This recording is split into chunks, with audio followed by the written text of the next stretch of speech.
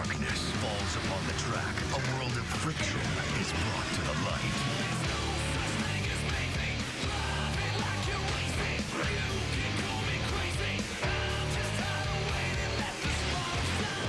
From steel grinding on steel to vulcanized rubber treading the asphalt, to the clash of indomitable wills, kinetic and competitive energy are released together in a display of incandescence.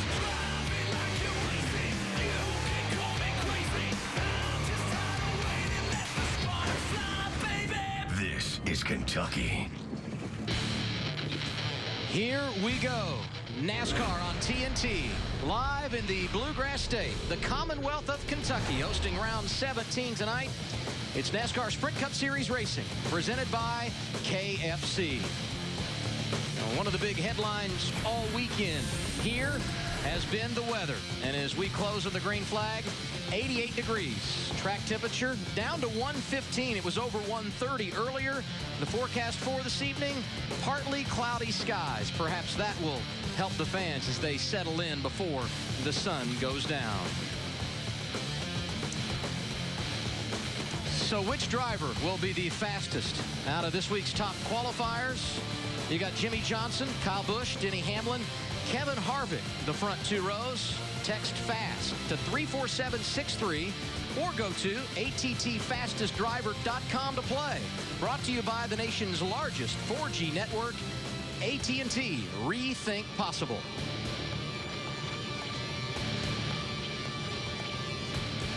Qualifying held here at the Kentucky Speedway yesterday evening. Now we look at the starting lineup for this evening's race. On the pole, Jimmy Johnson. Hard to believe, first pole in nearly 2 years. He's the best ever on mile-and-a-half tracks with 16 wins. Kyle Busch won this race last year, also on the front row. Row 2, Denny Hamlin just announced his contract extension with Joe Gibbs Racing. Kevin Harvick there as well.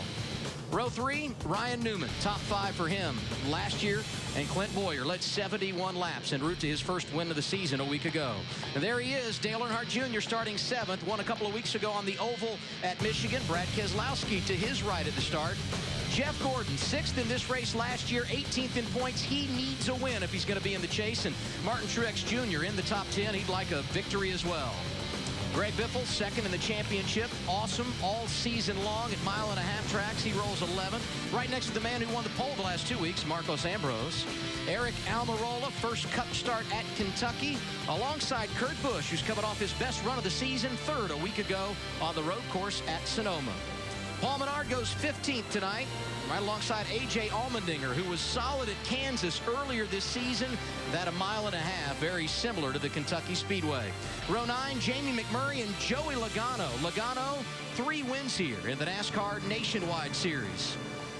As we look at the back half of the top 10 rows, Casey Kane won the last mile-and-a-half race at Charlotte. And Matt Kenseth, big headlines off track this week. He's going to try and create one on here this evening. As you look at the rest of the field, let's hear from the man who went to victory lane 1 week ago. Kyle? All right, man. Clint Boyer, this is Kyle Petty with TNT. You got me? Yes, man. All right, man. After a week of celebrating, can you do it again this week? It's been an awesome week. So proud of the team, everybody in this 5-hour Energy Toyota getting us to victory lane. But it's time to go back to work. That's what we're here for. We didn't come to lose this, baby. You know, it's a little bit cooler tonight than it's been in the last couple of days of practice up here. How much is the track going to change? It seemed to be freed up or be a little freer last night than what a lot of people anticipated. That's exactly right. Watched the nationwide race, talked to a lot of the drivers. A lot of them were really fighting loose. You know, just going to have to see, you know, try to adjust, building as much adjustability as you can. These cars with these rear bars on them makes it a little bit hard to adjust, kind of constrains you to air pressure and things like that. But we're going to do our best to keep up front track position because that's what's going to be most important. All right, man. Thanks for having me out in Emporia. And Blake Shelton called and said, drive it like you stole it, man. Try it, baby. Thank you. He certainly did that 1 week ago. Clint Boyer starting 6th here tonight. One more trip down the pit lane before we go green. Ralph Shaheen leads us off. Adam Casey Kane has 8th place or better finishes, including a win in 3 out of the 4 mile-and-a-half races we've had so far this year. Now, I talked to Casey and crew chief Kenny Francis just before they got going here, and they both said, we're really not 100% sure we went in the right direction with our setup. That's because we practiced in the heat of the day, and Matt, we're going to go racing in the heat of the night. But they desperately need a second win, Matt, if they're going to make the chase. Ralph, Jeff Gordon rolls off in the 9th position. He's one of a handful of drivers racing every event between now and Richmond like it's his last shot to knock down a wild card spot in all reality, because it is. He's got to have wins. Gordon's very confident about his race car, very manageable across the bumps. And remember, this is a great stretch for him, Marty. He's won 13 times over the next 4 racetracks. Well, Matt, a bit of a panic for Brad Keselowski. He was on the grid and the last car to pull off. What he said on the radio was that his steering wheel was broken. You see the team working, trying to get the wheel out. They had to physically run back to the hauler, get a new wheel, bring it out to him. He said something was wrong with the weld in the wheel. They did get one on, Larry Mack, in time to get him on the grid. Well, Marty, the crew chiefs, they're going to be some busy guys tonight, because they're going to have to think about and work on what adjustments do I make on that race car to keep up with an ever-changing racetrack. The other thing, the most important decision of the night, what do I do on that final pit stop? 2 tires, 4 tires for track position. Now, Chris Neville is with the guy that did it best last year, the man that guides Kyle Busch. That's right, Larry. David Rogers is one here with both Kyle Busch and Joey Logano. And, David, you're looking at that final pit stop. If you're running up front, do you make an adjustment on the car, a little bit longer stop, or do you keep track position, short stop? Well, the track position is always key, but it depends on the situation. You know, how strong is your car? How many laps do you have on your tires when that final yellow comes? How many laps to the end? How much fuel do you need? There's a lot to factor in. You know, how many cars on lead lap? A lot of variables to factor in, but you're not going to voluntarily give up track position for anything. Good luck tonight. Thank you. No question about it, Chris. 1 year ago when Kyle Busch went to victory lane, track position was key. You got to be out front at Kentucky. Our race analysis for tonight: 400 miles, 267 laps, pit road speed, big, 45 miles per hour. You likely will see some green flag pit stops here, and the pit window between 46 and 50 laps. It's been a while, but the Sprint Cup Series ready to go racing in prime time. Under the lights at Kentucky Speedway. The front row, Jimmy Johnson, Kyle Busch, Denny Hamlin, Kevin Harvick on row 2, Ryan Newman, Clint Boyer on row 3, Dale Earnhardt Jr. and Brad Keselowski on row 4. The fans come to their feet as we go green in the bluegrass.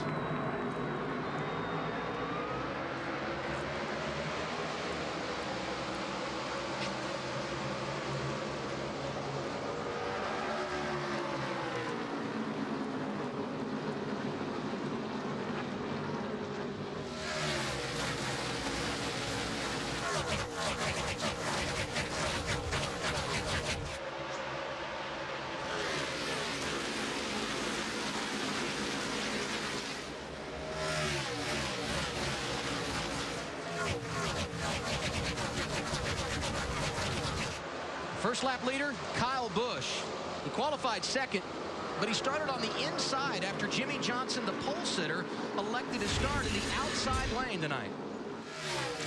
Yeah, Kyle Busch is going to be one of the guys to beat here tonight. I mean, he's got a good feel for this racetrack, obviously knows how to win here.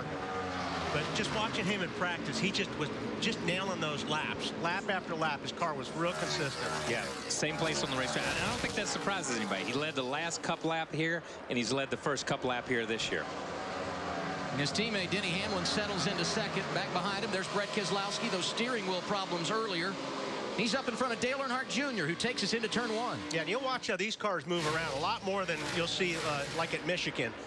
Michigan's very, very smooth. This racetrack is bumpy, and the cars, they do a lot of sliding, they do a lot of bouncing around, and as the tires wear, that's going to be an issue when these guys start running side by side, because you get into the situation where you start taking air off the other car, and it gets to be a handful. Greg Biffle out of line inside of A.J. Allmendinger for position, right behind Dale Earnhardt Jr. And I'm going to tell you, Junior was another car, just like the 18 car, that just lap after lap after lap. That car never seemed to bobble, never seemed to move around. He just maintained that pace all during practice.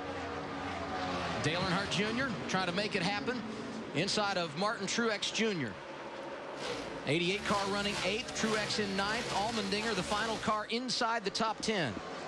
Brad Keselowski on the move early. He's up to 5th in the running order.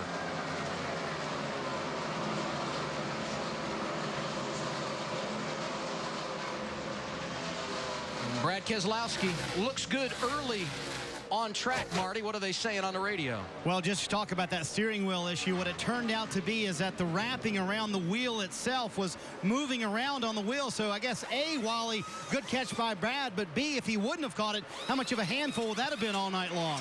It would have been bad, Marty. And you know, when you get in the race car and you put your wheel on, the first thing you do is you pull the wheel back towards you to make sure that the wheel clicks on that coupling. And if the wheel's moving like that while you're driving at 190 plus miles per hour, you just can't do it. I mean, your whole feel is in the steering wheel. You're feeling the front tires, the whole car, and the steering wheel. And if that thing's moving around, you don't get a good feel of the race car if your steering wheel's not secure. Brad Keselowski able to drive around Ryan Newman.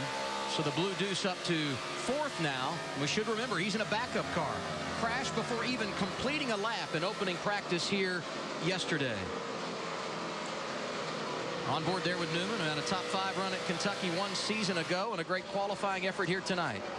Kyle Busch has led every lap. First time he's been out front in a month. And here's the start of the race. Jimmy Johnson, the pole sitter, elected the outside lane. They just jockeying for position. You see the 48 take off first, and then it's almost like he missed a shift because you saw the 29 run up on him really quick, which allowed the 18 to get that really good jump by the time they got to 1. Dale Jr. continues to move forward, looking inside of Kevin Harvick. Harvick started 4th tonight. Mark Truex Jr. right behind him.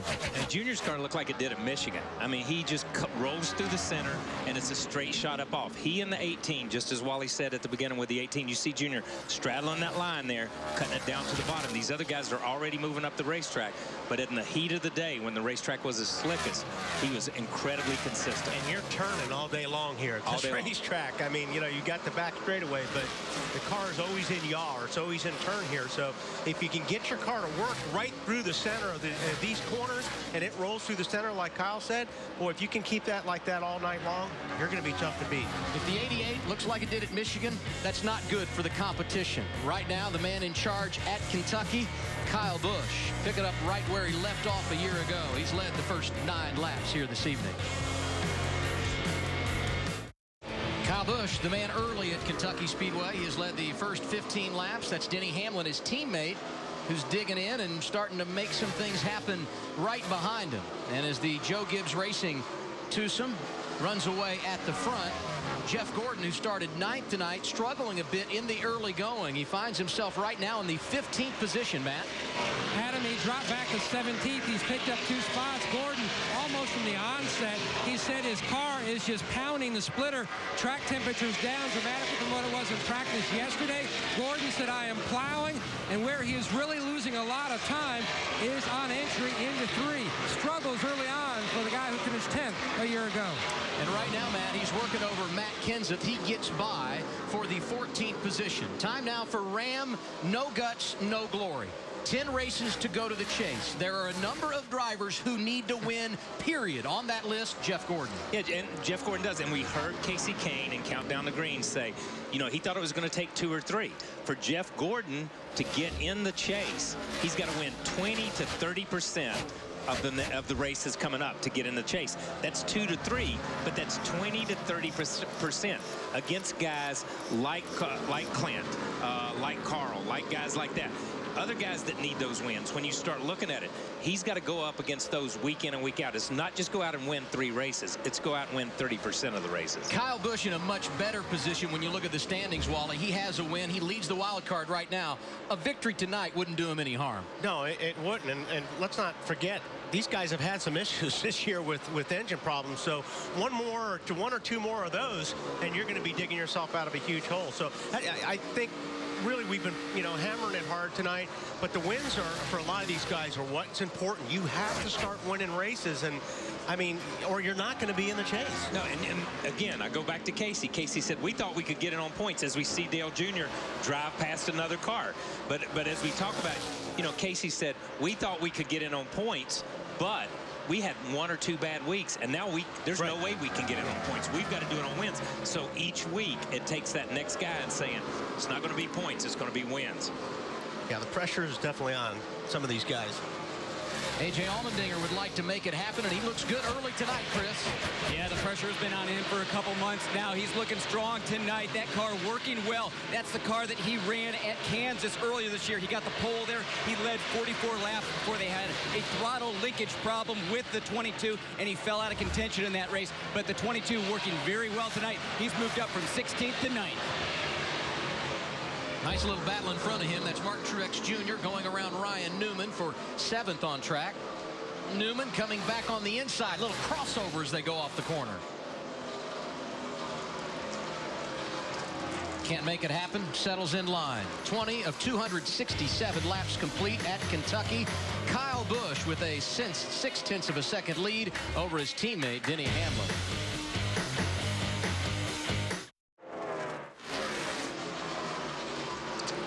NASCAR on TNT back at the Kentucky Speedway, and the defending series champion Tony Stewart is off the pace. Started 22nd earlier tonight, was up to 17th in the running order, but now slow 26 laps in.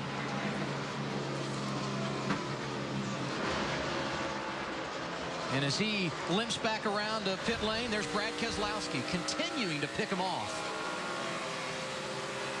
He's up to 2nd around Denny Hamlin. So I'm giving Denny a little wave for giving him a little bit of room right there. And it sounded almost like when we went away from the 14 that he was talking about ignition. So we'll have to keep up on that. Yep. Brad got around Denny Hamlin. He's over a 2nd behind the race leader Kyle Busch. Here comes Tony Stewart for his pit stop. Tough early break. The man who's in the top 10 here a year ago, Matt. And Tony Stewart just told Steve Addington that when he starts to give it throttle, the engine starts to shut off. It's barely idling. They're going to top it off with fuel.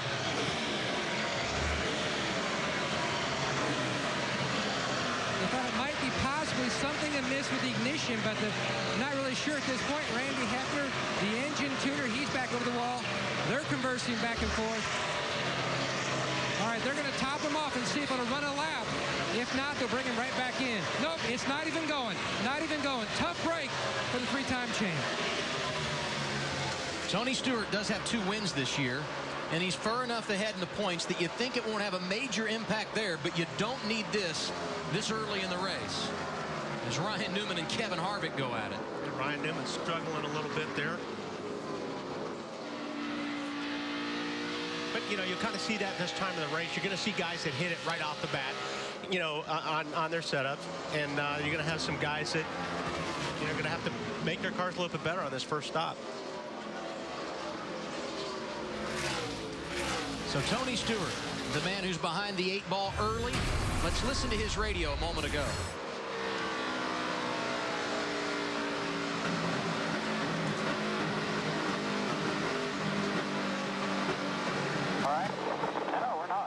Going on here won't go. You ready, guys? You ready?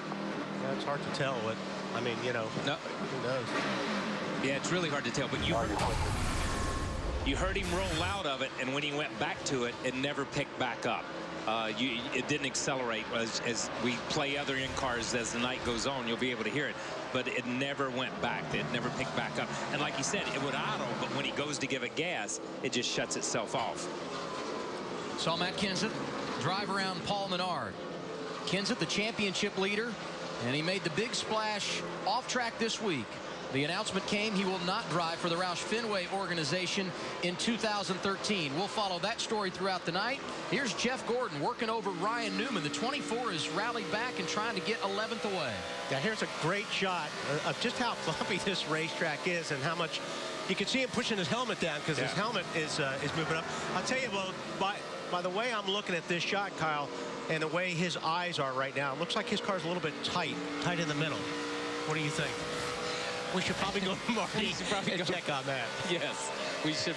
But I want want to show something here. Look at his head down the straightaway. See how he looked up in the mirror? When he gets in the corner, look how he leans his head up against that right side. And it works that helmet. It makes that helmet worse. He's getting thrown over there. Yeah, he's getting thrown over there. But you see it, and like he's looking, you see his eyes move around. This is a great shot to see where a driver's looking. Even though can't see out the left side, but his eyes go out the left side. And you saw his left arm go out the window. He was actually pointing Jeff Gordon, take down the bottom. And the reason I'm laughing about it looks like it's tight. Marty told us during the break that his car was tight. So just to let everybody in on it. Here comes Brad Keselowski to the inside of Kyle Busch. This the battle for the race lead. Put the blue deuce on the point at Kentucky.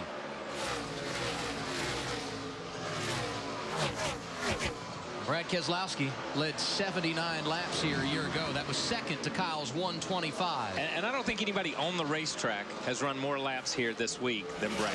Yeah. Because he ran the truck race, he ran the nationwide race, and now he's in this race. We talked about him a little bit in pre-race, just being hydrated and being ready. And obviously when they dropped the green flag, he as a driver was ready and that team was ready. And Tony Stewart has now gone to the garage, Matt.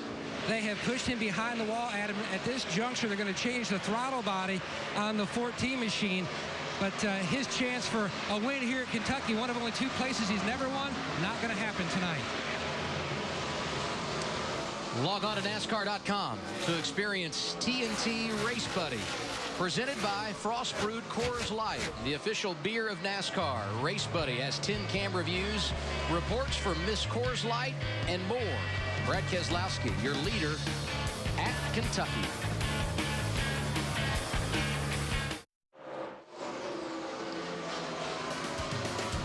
"41 laps complete tonight.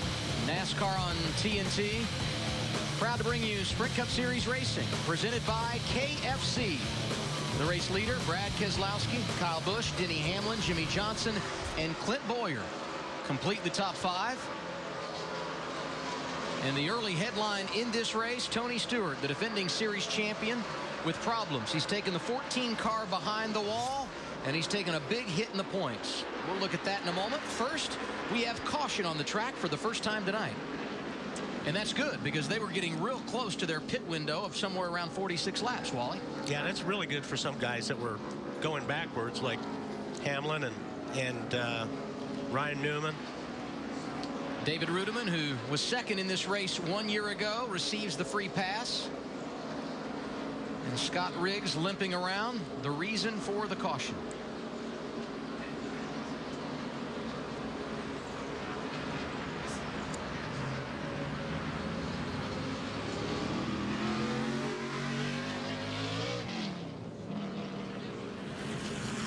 Track position was huge at this racetrack a year ago.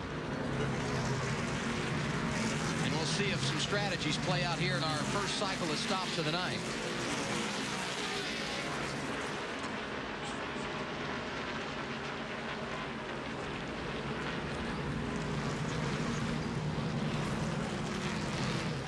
Pits are closed this time around, so let's see what these guys are thinking for their first time down pit road. Marty Snyder? Well, for the leader, Brad Keselowski, his car started a little bit too tight. He got free towards the end of the run, and Paul Wolfe just asked him, what do you want to do to the car? He said, I don't know, Paul, we're pretty good right here. I wouldn't touch it. I would say he's pretty good. He was faster than everybody by about 3/10. Expect everybody here, since it was a full fuel run, to take on 4 tires. Chris?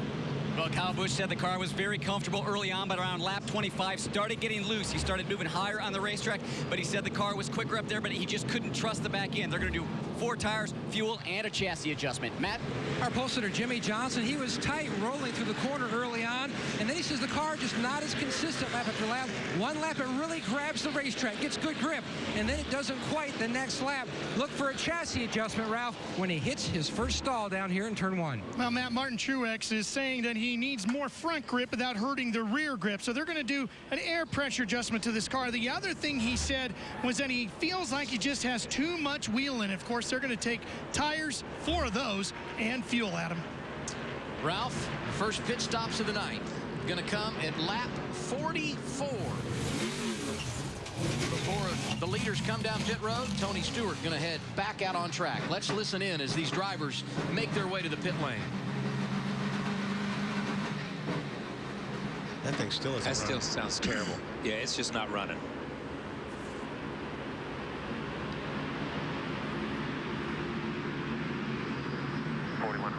right here.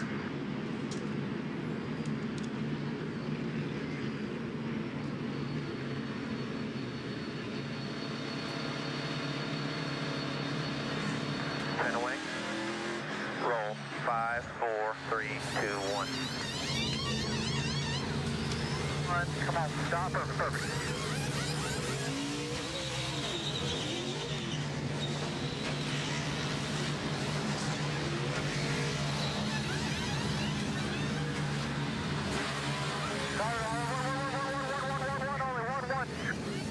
Come on up. 4100. Come on up. 40. Outside.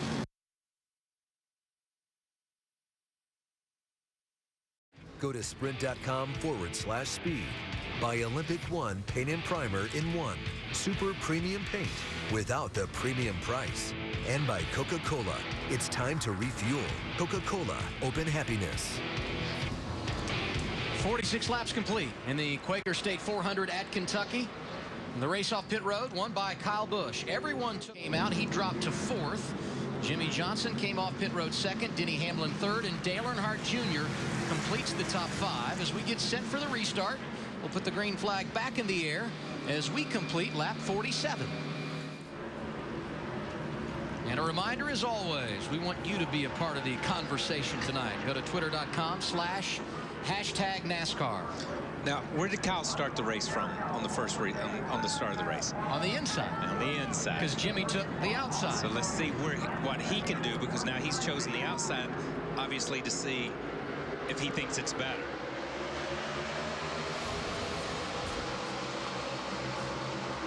I think we got our answer. Yeah, obviously he has the advantage of being able to start the race on the outside, but still, I think he felt like his car was better on the outside. It was just impressive that he took the lead on the first lap from the inside line.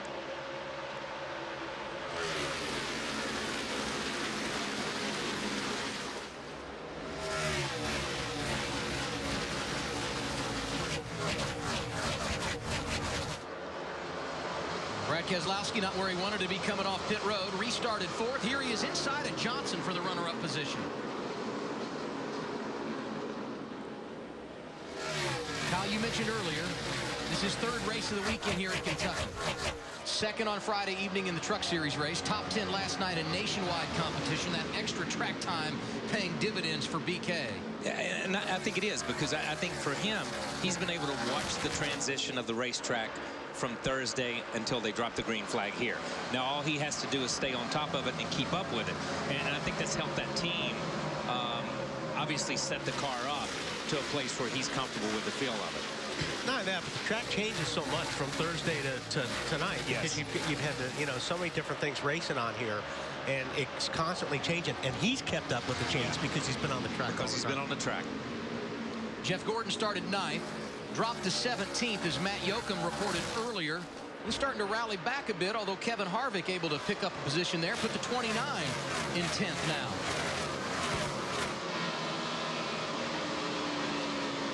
On board here, looking back at Gordon, and right behind him, Ryan Newman, another driver that's gotten shuffled a bit in the early going. Yeah, I think the caution will be good for Ryan. We'll see if they made an adjustment to help, because as Wally said when we were looking at the in-car camera, Marty had reported that the car was tight and he was losing ground. He was losing 1 or 2 positions, it felt like, every 10 or 15 laps. So the caution obviously can help him. Newman trying to get around Gordon here. Harvick has already accomplished that since the restart. 39 working that inside lane off turn 2. Can't make it happen. And that's tough when you get on that inside lane and try to drive up off of turn 2 here. It's the fast way around the racetrack when you're qualifying. But when you get ready to race, you want to be able to carry that momentum. We talked about this being a momentum racetrack. And you talk about momentum. Casey Kane has taken a hit in the last 4 weeks. After 7 consecutive top 10s, that win at Charlotte on Memorial Day weekend, here comes the 5 for an unscheduled pit stop. Ralph?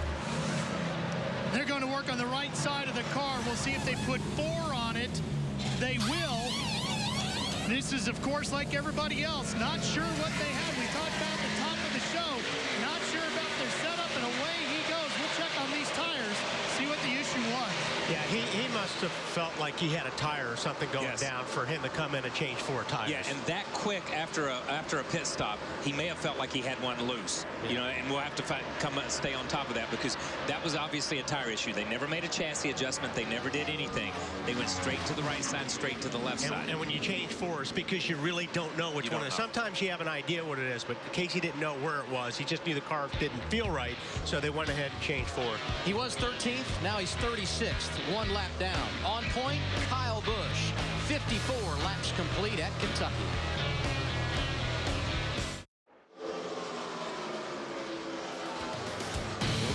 Let's go inside the NASCAR Sprint Cup Series, brought to you by the Sprint Cup mobile app and truly unlimited data on the Sprint Network. Most laps led tonight, right there, Kyle Busch. Get live in-car audio and more on the Sprint Cup mobile Android app, only from Sprint. Learn more at sprint.com/speed. You know, the only thing you can't do on that is cook a hamburger. But I'm working with them on that. We're going to Sprint and I are developing it. That thing does everything. Top speed tonight, Ryan Newman, 196 miles per hour. Here's a nice little battle for position. Greg Biffle outside of A.J. Allmendinger. And Biffle, the only Ford inside the top 10 right now, but he just lost a position to the Dodge, the double deuce of Allmendinger moving up. And AJ's car's been good, and maybe not necessarily on the restart as we've seen with a couple of other cars here, but you run about 8 or 10 laps and it seems to come into its own. Problem is, those guys that are taking off from the start, they'll put you about 6-7 seconds on before your car starts coming in, and that's a lot of ground to make up. Martin Truex Jr. also able to drive around Greg Biffle. All those drivers inside the top 10. Jeff Gordon back there now as well. Another one of those that appears to struggle at the start of a run, but then rally back a little bit as we continue under green. Tony Stewart back out and running, but he's 41st, 34 laps down after those early problems. And you talk about the championship chase and how big wins are. Tony Stewart has 2 of them. That's the good news. The bad news is he's starting to flirt with that 10th position in the standings. Yeah, I mean, when he had troubles, I looked over there at the points, and he dropped 5 spots, you know, as they run right now in the points. And hey, at this point in the time, you don't want to have any bad races. No. I mean, Casey Kane and both, you know, Tony Stewart, these things happening right now are not good timing. Yeah, we start talking to somebody like this that drops outside the top 10 with 2 wins. That totally changes the wild card chase. Yeah. Totally changes it for a Jeff Gordon, for a Casey Kane, for a Paul Menard, for all those guys. It makes it twice as difficult. Carl Edwards around Joey Logano for 15th. What's the word in the 20 camp, Marty? Well, I was going to ask KP and Wally, what's the one thing on a 100-degree day you wouldn't want to have happen in your race car? That's an easy one. Yeah. Air conditioning. Air conditioning. And that's what's going on with Joey Logano. Take a listen on the radio. So the hose came off the AC. I could feel it blowing. But I just tried to put it back on and rip the whole hose. So it's really done now. So it's still attached to your helmet. It came off the bottom? It came off the bottom, and I could almost feel it to put it back on. And I went to grab myself a little bit more slack, and I ripped the whole hose. Man, air conditioning. Back in our day, we had our air conditioning too. Yeah. And basically what he's saying is it's still connected to his helmet. He just reached over either under that caution and tried to grab a little slack and get it hooked back to the machine. And it just tore the hose. And drivers not getting a big break since we started here tonight. Air temperature only dropped 1 degree, and the track's gone from 115 to 112. And the air conditioning is a huge plus for these guys. It's fresh air too. It's not just air conditioning. It's like a fresh air system. But like as Wally spoke about the steering wheel before, and the padding being loose and moving around and you feeling it through your hands, it's just something a little bit different in the car that you're not used to. Now he's got something a little bit different in the car that he's not used to. He's used to that air condition, and you get in that zone where everything's right.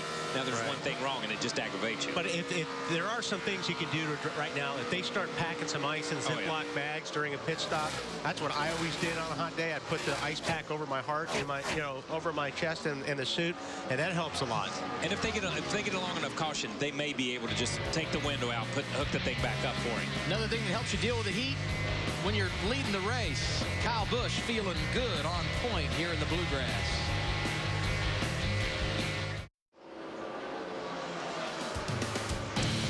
TNT tomorrow. There are many ways out, but only one way to win. TNT's competition series, The Great Escape, is all noon tomorrow, 10/9 Central, only on TNT. Kevin Harvick right now 11th on track. Let's listen to their conversation prior to the lap 44 pit stop. It's inside tracks. Okay, I think we need to pull that left rear rubber out too here, guys. Don't do that. Okay, all right, we'll just stick with the track bar and the wedge here. We're already in a big enough hole here. We don't need to self-inflict any more wounds than we already have. Okay, 10-4. Inside tracks, a great way to give the fans insight that they don't normally get when you talk about team communication. We appreciate Shane Wilson and that entire 29 helping us out and letting us ride along here tonight. Yeah, and you know, you heard him say, let's pull the rubber out. And Kevin says, no, don't do that. You know, and I don't think Kevin wants to make an adjustment that big that they got to go back to at some point in time, because it takes time to put that rubber back in. You can make a track bar adjustment and screw it in or screw it out, and it takes no time on a pit stop. Putting a rubber back in on a pit stop, it can be devastating. They're making it sound like they're making 3 changes. 3 changes. And that's huge. Yeah, when you're making 3 changes and throwing something at it, then you're just fighting to stay in contention at this point in time. And when he said we don't want to be in a bigger hole. If they go the wrong direction, then you get lapped. Yes. Then you're out of it. Riding on board with Kyle Busch, coming behind him very quickly, Brad Keselowski, Jimmy Johnson, Denny Hamlin, Clint Boyer, the top 5 here tonight. Last time we went to a 1.5-mile racetrack, Memorial Day weekend, it was Casey Kane that went to victory lane, but they're behind the 8 ball early tonight, Ralph. Yes, Adam, and I just went down and spoke with front tire changer Kelly Kellis.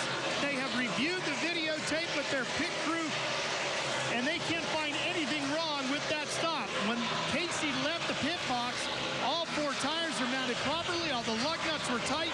Obviously, he didn't stay that way with that right front tire. It got loose. He was forced to make a pit stop, and now they got a huge hole to dig out of as Casey Kane runs in 31st. What would be huge here, though, Ralph, is he can get around that 55 car of Michael Waltrip. If he does that, he would be the first car 1 lap down. If we could get a caution, he would get the free pass. So Kane running for a spot back on the lead lap here, if in fact he could get some help in the way of a caution. Yeah, and you know, you heard Ralph's report. They can go back and look at the tape to make sure at least they went through the motions and everything was fine. But when the wheel's loose, the wheel's loose. I'm sorry. And that's not going to show up on the tape. That's not going to show up until you drop it off in the corner at 170 or 80 miles an hour and the driver radios back in and tells you. Haven't talked a lot about Dale Jr. tonight. He's 6th right now, Marty. Yeah, many people in the garage area thought Jr. was the favorite after yesterday's practices. On that first run, Jr. got a little too tight towards the end of the run, but Steve Letarte said, let's leave the car alone. I don't want to make many changes to it. Steve described to me this weekend before the race started as one of the smoothest all year long. He said, in fact, the last 6 weeks have been very smooth for Jr. It'd be pretty amazing. He waited 4 years between wins. Might even have to wait 2 weeks before the next one, though. Very fast right now for Jr. Expect a few adjustments, though, on this next stop, Adam. And it's not surprising, Marty. Dale Jr. been consistent all season long, delivering once again, running inside the top 10. We've completed 79 laps here at Kentucky. We're going through the field. When we return, Kyle Busch, Brad Keselowski, Jimmy Johnson, Denny Hamlin, Clint Boyer, the top 5.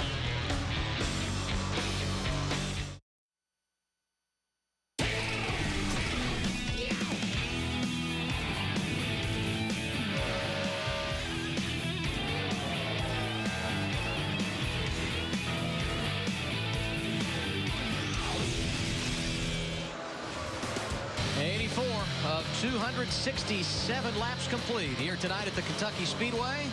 We're closing on a round of pit stops, so let's go through the field. Brought to you by McDonald's. Here's Chris Neville.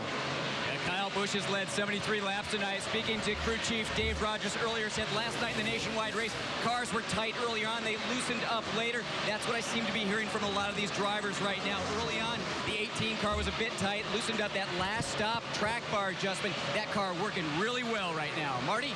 Chris, Brad Keselowski lost a little bit of ground on that last round of pit stops. They fell back to 5th on the restart. They've worked their way back up to 2nd. The car is still very fast, especially in this portion of the run. At the end of the run, that's where Keselowski is the best. About 12 laps from the stop for the 2 car. And Jimmy Johnson runs third, Marty, in the 48 machine. After the pit stop, he said the car felt different, but he was really liking the feel and how it was working. About 10 laps ago, he said the car is just turning so much better, and the balance is close to what he's looking for, Marty. Denny Hamlin off those 2 DNFs he talked about and countdown to green, 8th in the championship standings, but no panic right now. He said on that last change, it helped. He told Darian Grubb the car's a little bit better on the jump. At the beginning of this run, that's where they wanted to make it better, Chris. Well, Clint Bowyer's been hanging out in 5th, 6th all night long. That car working pretty well. It was a little bit loose in the first run. They didn't make any adjustments. Now as the track is cooling off, he's saying that the car is getting a bit looser. They're planning to come in right around lap 95, 96. Marty? Dale Earnhardt Jr. 10 laps from his stop, Chris, and he just radioed Steve Letarte a moment ago, and we have a battle for the lead. Adam, check it out. Yeah, here comes Brad Keselowski right in the hip pocket of Kyle Busch, who's in and amongst some lap traffic. Kyle Busch diving low to go around David Rudiman. And that might have come at the right time, because Rudiman going to hold up Brad Keselowski a little bit off the corner and create some separation out front. Let's listen to Kyle Busch on the radio. See what he's saying about the ever-changing racetrack tonight here at Kentucky as the sun goes down. Yeah, I can't keep it low on 1 and 2 right now for some reason. I got to do something different here. Okay, so let me read you lap times or no? No. I'll know when I get it. Yeah, you know, you heard him say you want me to read you lap times. He's searching right now. And sometimes when the crew chief is talking to you and giving you lap times and stuff, if he doesn't do it consistently in the same place, it messes you up a little around the corner. What I have been, you know, watching here is the 18 early on, you know, got called. All of a sudden, the 2 cars catching him late in this run. Here's Kevin Harvick under green, Ralph. Yeah, he's having trouble making the car turn. That's what he's begging for. They made some adjustments. We'll see if that works. If we go off what these other guys have said, he's pitted 5 or 6 laps early. That's a exactly little what bit I was earlier. gonna say. But maybe it had begun. Maybe he had got to a point where he was losing so much ground they felt like they needed to come in. Yeah, a couple of laps ago, Chris had talked about Clint Bowyer 9 laps away. Marty said the 88 Adele Jr. 10 laps away, and here's his teammate Paul Menard. But if you're, like I said, if you're not handling, and it's not working for you, you need to get in a little bit early and make those adjustments, because you're just going to lose a ton of time on the racetrack if you're struggling. Yeah, to finish the thought on the 18, what I was trying to say is the 18 early on ran out there and got ahead in the first stint, but the 2 ran him down. They made a good enough adjustment on the 18 that it didn't fall off as much on this run, which is bad news sometimes for the rest of the field, which means he's caught up to the racetrack. You know, he led 125 laps here last year in his victory. He's already led 80 tonight, and we're not even approaching halfway. Make it 81 now. But I will say this, Brad Keselowski has been right there all night long working it. All night long. And Jimmy Johnson's right there in the hunt, too. I mean, he's not letting these guys get away.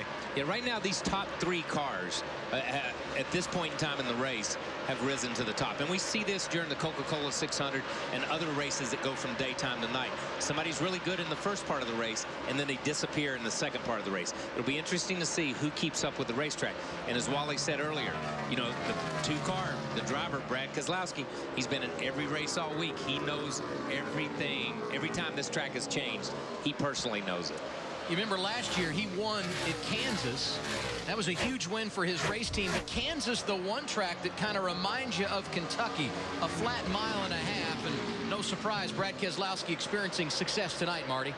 Yeah, and what he says is when he gets to Kyle Busch, he gets too free off the corner. He said, when I push it, I get too loose. Green flag pit stop's getting ready to crank up in a moment, Adam.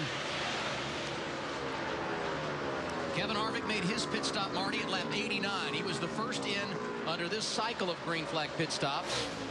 His teammate Paul Menard came down 1 lap later.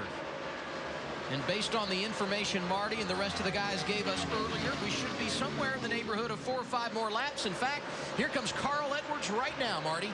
Been kind of a rough night for Carl Edwards. He just can't get the front end of the car to stick like he would like, and they make the car too tight in the beginning, and it gets too loose at the end of the run, so they're going to make a host of changes here. Air pressure for Carl, trying to get that car a little bit better for him, just to react better, especially late in the run. That's really where they're struggling with the 99. 12.9 seconds. A solid stop for Carl Edwards running the UPS colors tonight. Ralph? Martin Truex is in. He's having trouble getting the car to turn. He is actually hooking the left front tire just below the yellow line, using that transition to help make the car turn. So they're going to change all four and make an adjustment, and hopefully that'll work, Chris.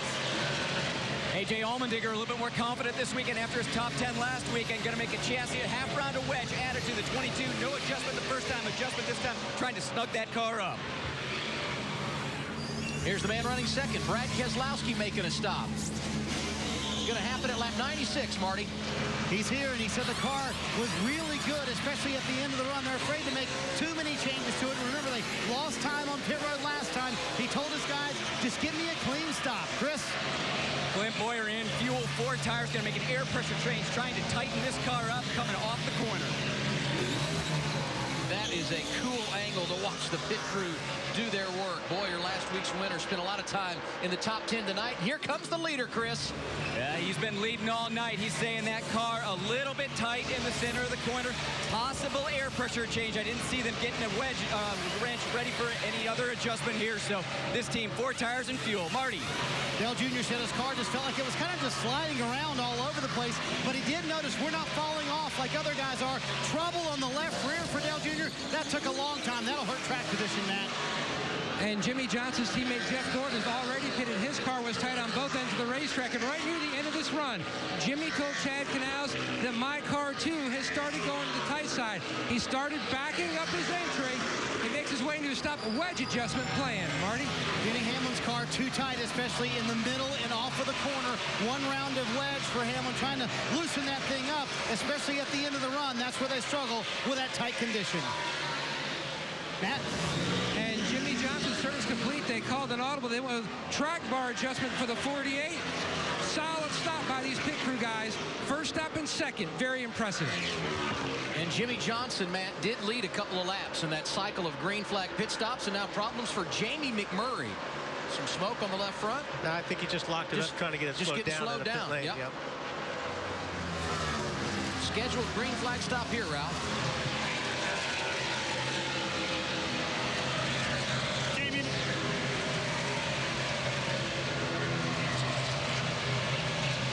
So McMurray gets 4 tires here, and he'll pull away. He was running second when he came to pit road.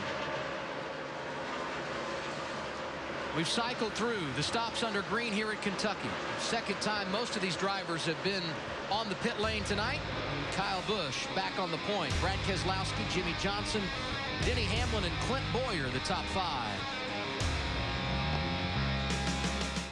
Let's update our AT&T Fastest Driver Challenge. It is Kyle Busch that has been the fastest so far tonight. Text FAST to 34763 or visit attfastestdriver.com. Brought to you by the nation's largest 4G network, AT&T Rethink Possible. Brad had closed down the lead for Kyle Busch to 1/10 of a second, but as we run under green, it's back out to a 3/10 of a second advantage for Kyle. Yeah, right now it's all about how you're working the traffic. Yeah. You know, these guys are catching guys. If you catch somebody right in the right spot, you don't lose any time. But if you've got to wait just a half a second on a guy, all of a sudden you got your mirror full of Keselowski. Matt Kenseth has worked the traffic nicely tonight. Started back in the 20th position, currently inside the top 10. And he was the big headline maker this week. The championship leader. And it was made official that he will not drive for Roush Fenway Racing in 2013. They won a championship together in 2003. The first for car owner Jack Roush at NASCAR's top level. A couple of Daytona 500s. Some surprising news, and certainly it'll be interesting to follow this story and find out where Matt lands next. And it's going to be it's going to be interesting to see where he lands and the ripple effect of where he lands. Does he replace an existing driver? Is there a new team that's coming in that starts something? I think the rumor has been the Gibbs organization, so that begs the question, what happens to Joey Logano? And there's other drivers out there. So this does start a lot of this time of the year, the silly season, as they call it. And Wally, I think we all agree, regardless of where he lands, instant guy that can go in and win races, compete for championships, and he brings tremendous leadership. Oh, there's no question about it. I mean, you know, Matt's a guy that a lot of car owners would love to see in their seat. And you know, a lot of people say, well, he's leaving, and well, what does this mean for the rest of the season? You know, I mean, listen, if you're making a championship run like Matt is, you're not going to lay down. Yeah. I mean, these championships are too hard to win. So, I mean, Matt's going to give it 110%. Plus, the race team needs that championship because they're trying to find a sponsor for next year for you know, Stenhouse. So, you know, I don't think you're going to see anybody laying down on this team for the rest of the year. He's 9th on track right now, Ralph. I spoke with crew chief Jimmy Fennig about that very issue, and he said, you know what, our guys on this crew are professionals. They want to win as much as Matt wants to win. Nobody is going to do anything but give it 100%. Right now, he's been fighting a free everywhere condition on the race car. Those are the adjustments that they've been making. And as you said, Wally, these guys want that championship as badly as Matt does, because it will greatly impact their 2013 program. Ralph, we saw the championship standings. No doubt Kinson's going to make the chase. A win tonight, though, add some bonus points to his resume when we get set for the playoffs in September. Kyle Busch also has 1 win this season. He's looking for number 2, and he's in position to get it. He's led 97 of the 110 tonight here at Kentucky.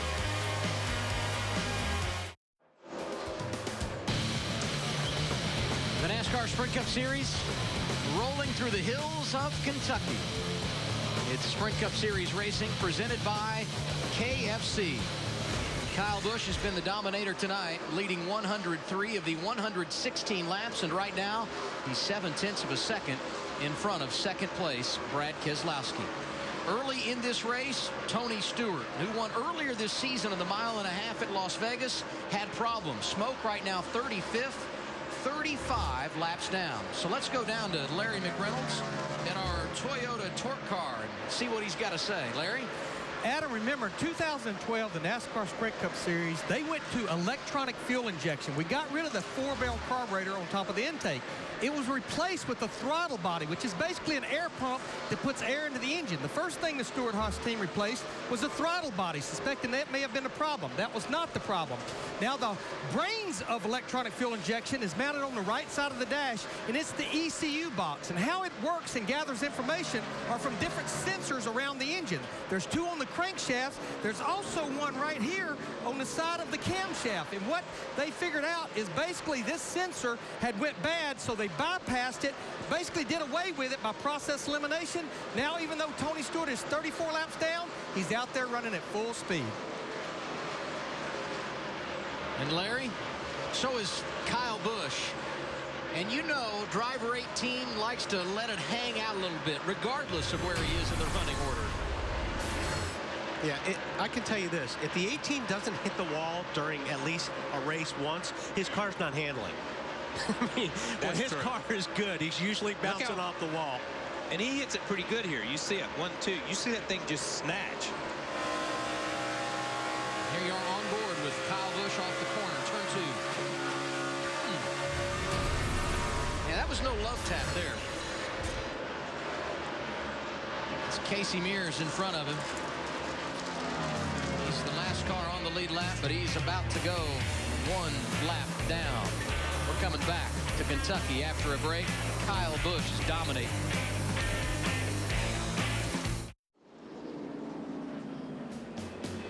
Closing on halfway at Kentucky.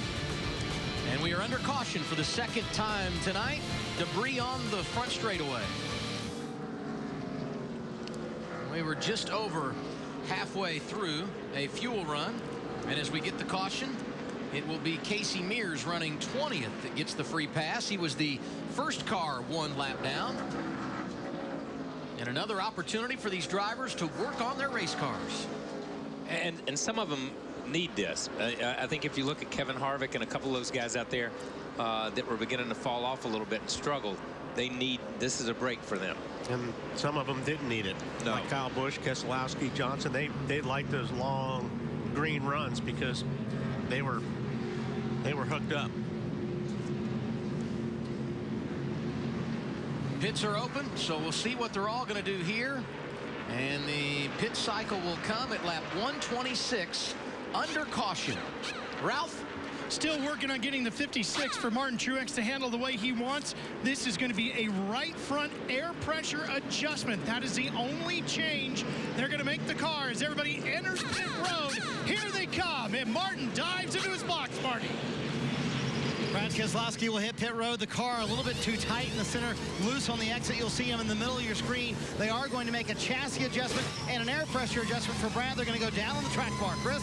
Kyle Busch not happy. He lost the nose behind that last car. That's what put him in the wall. He said the car very tight right now. Just doing 2 tires on the stop. Air pressure and track bar change. Matt? And Jimmy Johnson likes the way they're trending with the 48 machine. He wants to go with another track bar adjustment. 2 tires on the 48, trying to pick up another spot or 2 on pit road.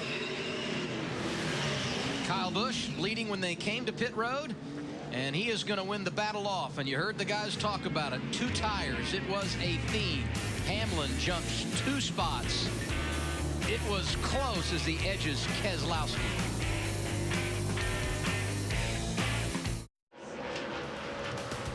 NASCAR Sprint Cup Series Racing, presented by KFC, live in Sparta, Kentucky. It's the 17th race of the year for the Sprint Cup Series. Log on to NASCAR.com/AE Sweeps for your chance to win one of 3 Chevrolet Silverados in the American Ethanol Sweepstakes. American Ethanol, American grown, American made, powering NASCAR. The lights are out atop the safety vehicle. That means the next time around we will go green. The restart comes as we take the green flag at lap 129. Kyle Busch, the race leader. 21 lead lap cars. Casey Mears the last of those as he just got the free pass. 4 cars took the wave around, and there were some drivers that came down pit road and took 4 tires there. Jeff Gordon and Dale Earnhardt Jr., who restart 13th and 14th, a couple of those. The top 10 all took 2 tires. Your race leader, Kyle Busch, and once again, he selects the outside lane for the restart.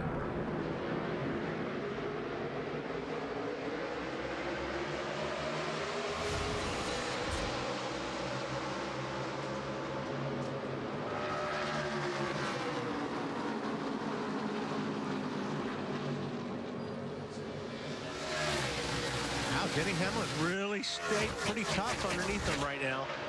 Got Jimmy Johnson pushing him too. Kyle Busch didn't have to deal with Brad Keselowski, but he's got Denny Hamlin right there. Jimmy Johnson low, almost 3 wide off the corner. See the sparks come out from under that 48 car when he hits that bump in the middle of the straightaway. It shows how bumpy this racetrack is. The groove's bumpy enough, but when you get outside the groove, it's really a rough racetrack. That's a great thing about racing at night. All the extra visuals like the sparks flying.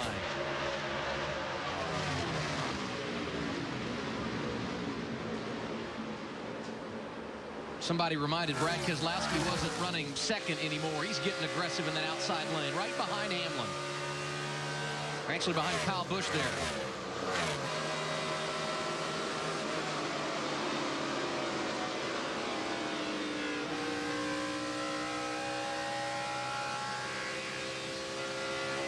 How big were these pit stops, Kyle, from the standpoint we're really starting to make that transition now from day to night? We know the track is cooling off.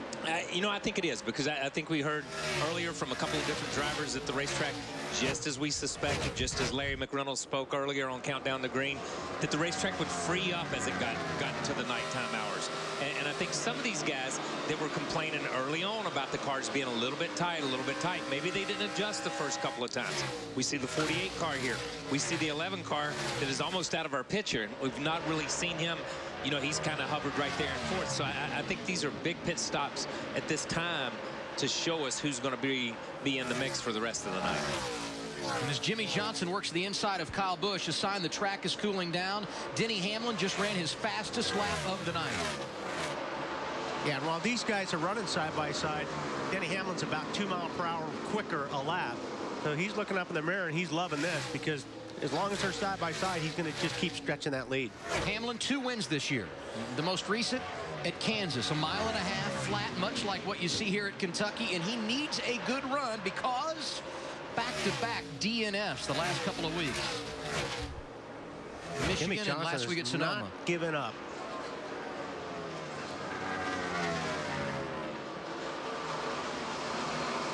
Got him cleared.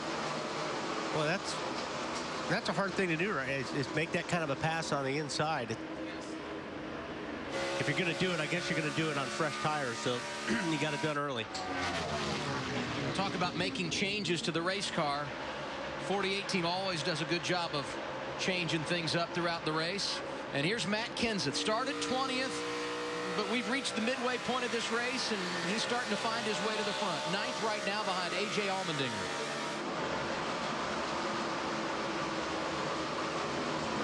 That's pretty typical of the 17 car. Those guys, you know, they just slowly make their way towards the front. By the time the race is over, he's there. Yeah, and we see that week in and week out. But you're really going to see it, I think, on a night race like this. Again, where as the racetrack changes, these guys, it comes to them. The track comes to them. A couple of spots in front of Matt Kenseth is Jeff Gordon. He was the first driver to take 4 tires on that cycle of stops, and he's moving up. Yeah, he's another guy that's quietly just steady progressing towards the front. Right now he's sitting in 7th spot, running very good lap time. So here's another guy. And again, there's another guy when it goes to a night race. Those guys do really, really well. And Truex right in front of Gordon in the 6th spot, Ralph. Adam, the drivers will communicate a lot of different information to their crew during the race. But as you'll hear in this audio, some of the best information you'll get from your driver will come the day after the event. How's everything in there? Are you staying, I know it's hot, but you staying cool enough? As cool as you can expect, I guess. I'm okay. I'll call you tomorrow and ask you. That's usually when you feel it. Yeah, good course. The other thing that has been said on the radio is go get you some boy, because he has already passed 2 cars. He's got his foot to the floor, elbows up, and he's digging to the front right now. And Ralph, another good week for Michael Waltrip Racing. Last week, you had Ryan Vickers in the top 5. Clint Boyer wins the race. Truex was good before problems late. Right now, Boyer 5th. Martin Truex Jr. is 6th, but they better look in the rearview mirror because Gordon, who was 10th prior to the pit stops, really rolling through on those 4 fresh tires. Matt? He restarted 13th. He's made up those spots, and Gordon, like you mentioned, Adam, definitely on the move. His best feedback to the team is down in 1 and 2. He says the car is absolutely flying through 1 and 2, but his hindrance is going down into turn 3. He says that he absolutely has no grip, and he has to back up his corner, and he loses so much time, which then just kills his drive off turn 4.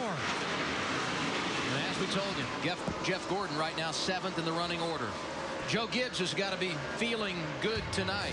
Kyle Busch has led the most laps.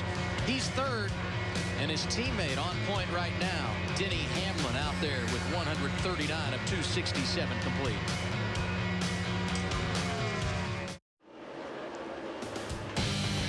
Denny Hamlin continues to show the way here at Kentucky. His advantage over 2nd place Jimmy Johnson, 1.4 seconds. And in the 3rd position, it's Kyle Busch, who's led the most laps here tonight. And a moment ago on the radio, he was talking about horsepower. Listen to driver 18 just after the restart. When you can exit off the bottom, side draft me, and clear me by turn 1, that's called under the hood. Interesting words from Kyle, Chris. Yeah, I don't think it's all just under the hood right now, because after he hit the wall before that last caution, he said the car got tight. They tried to free it up on that last stop, but that car's still tight, so he's not able to commit to the throttle as soon as he was like. He's told the team, hey guys, sorry, this one is my fault. Dave Rogers on the radio telling him, hey bud, we're only halfway through this thing. We'll make that car better. Kyle Busch talking about horsepower, and in the last few weeks, engine has been a dirty word in the 18 camp, Larry. Well, it really has. When you think about it, they had 3 consecutive engine issues at Dover, Pocono, and Michigan. And every problem, Adam, was a different issue. It wasn't like it was just one thing that was plaguing these Joe Gibbs cars. But I think talking to Lee White with Toyota, they definitely got their arms around all of the issues, and they feel comfortable with it. But you have to believe they're not going to breathe a sigh of relief until they get through this 400-miler tonight and tear these engines apart to make sure everything still looks good. Unless you can pull out and just pass somebody down the straightaway, it's always engine. It's always engine. Drivers are always going to complain about engine. But I think the interesting thing is here. In the last 30 minutes of this race, throw in that pit stop.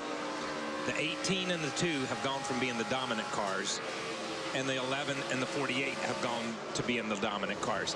And before that, it was exactly the opposite. So obviously there was a change there. There was a change in the weather and a change during that pit stop. 3rd caution of the night. And these drivers may get a chance to work on their race cars again. Smoke out of the header pipes of Dave Blaney, the 36, making the hard left-hand turn into the Sprint Cup Series garage. So what are we thinking strategy-wise here, Larry? Well, I can't help believe if you go back to that last caution when all the drivers pitted at lap 126, we know for a fact about 10 or 12 drivers did 2 tires. I think they may have to go with 4 here, but you think about Jeff Gordon, Dale Earnhardt Jr., Carl Edwards, some of those drivers that changed for the last caution, with no more laps than we've run here, they may now be able to go with just right side tires. And this caution huge, Larry, for Casey Kane. Went a lap down, actually a couple of laps down early in this race, but has fought his way back to 1 lap down, and he is the recipient of the free pass here after making that unscheduled pit stop back at lap 52. Kane is 22nd right now in the running order. Top 5 as we get set for pit stops. Denny Hamlin, Jimmy Johnson, Kyle Busch, Brad Keselowski, and Martin Truex Jr. Pit road is open. Ralph, here they come. Martin Truex has only finished in the top 10 in 2 of the last 6 races, but that's where he's running right now. They're going to put 2 tires on this car, more right front air on this number 56 as he comes to a stop, Marty. Darian Grubb was making a last-second call, either fuel only or 2 tires. You see, it'll be 2 tires for Denny Hamlin. No changes to the car. He's a little bit free into 1. Chris? Well, the debate was 2 or 4 on the 18. They're deciding to go with 2 because they're not seen anywhere on the left side. Also, chassis adjustment, trying to free this car up. Matt? I mean, Jimmy Johnson hits his box. Another track bar adjustment, improving the car each segment. He will go 2 tires for the second straight stop. And Matt, for the second consecutive time, it's going to be Denny Hamlin who comes off pit road and is able to grab the race lead. Jimmy Johnson, Kyle Busch, Brad Keselowski, Martin Truex Jr., the top 5. They all took 2 tires. To you by the Sprint Cup mobile app and truly unlimited data on the Sprint network. Fastest 4-tire stop tonight, Jeff Burton's gang, 12.1 seconds. Get live in-car audio and more on the Sprint Cup mobile Android app, only from Sprint. Learn more at sprint.com/speed. Denny Hamlin, the leader right now, is one of the drivers that's been out front after 11 lead changes tonight.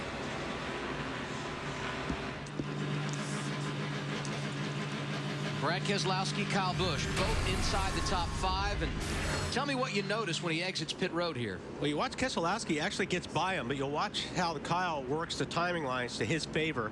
He gunned it. He still stayed within the speed he was supposed to stay in, so he got no penalty, but that was huge because he got in front of the 2 car. And when you measure pit road speed, it's not the old-fashioned state trooper on the side of the highway radar gun. It's time over distance with those timing lines on pit road, and Kyle Busch doing a nice job of playing the game there.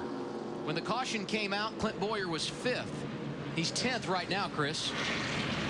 Adam, when you saw that replay there, as you saw the 18 and the 2 race off pit lane, you saw the 15 kind of stumble out of the box. He lost about 5 spots during that last stop. The reason being, he was in 3rd gear when he tried to exit the pit box. Boy, it doesn't take much to lose a lot of spots on pit road with something like that, because everything is so close and these pit stops are so close. Something like that, you'll lose a bunch of time. That's 4 spots. 4 spots right there, from where he was to where he is right now, which is amazing. 6 drivers took the wave around here under caution. Landon Castle, Juan Pablo Montoya, Michael Waltrip, Bobby Labonte among those. Free pass, and it's huge. Casey Kane, who had a problem early, made an unscheduled pit stop, worked hard. He is back on the lead lap. 27 now on the lead lap. 153 of 267 completed Kentucky. Denny Hamlin, Jimmy Johnson going to restart on the front row. Hamlin selecting the outside lane. That's Keselowski right behind him. Kyle Busch on the inside of row 2.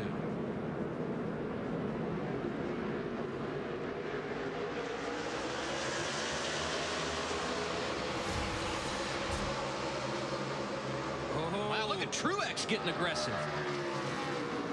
Jimmy Johnson hanging tough for a moment on the inside lane. Just hard to make that corner. It really is. It's hard to carry your speed down when you're on the inside. you get such an arc going in when you're on the outside. You can carry a lot of speed in. Jimmy Johnson's done it the best out of anybody tonight. And we're going to see how strong this 48 is, because we heard the 18 driver, we heard Kyle Busch say, he gets down on the bottom, he can power up off the bottom, side draft me and drive past me. That's all under the hood. And he all but did that to the 11 car, which is obviously teammates to the 18.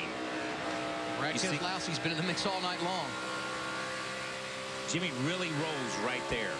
When he's on the bottom, you see him, but he's just having to come up off the bottom and can't use the whole racetrack.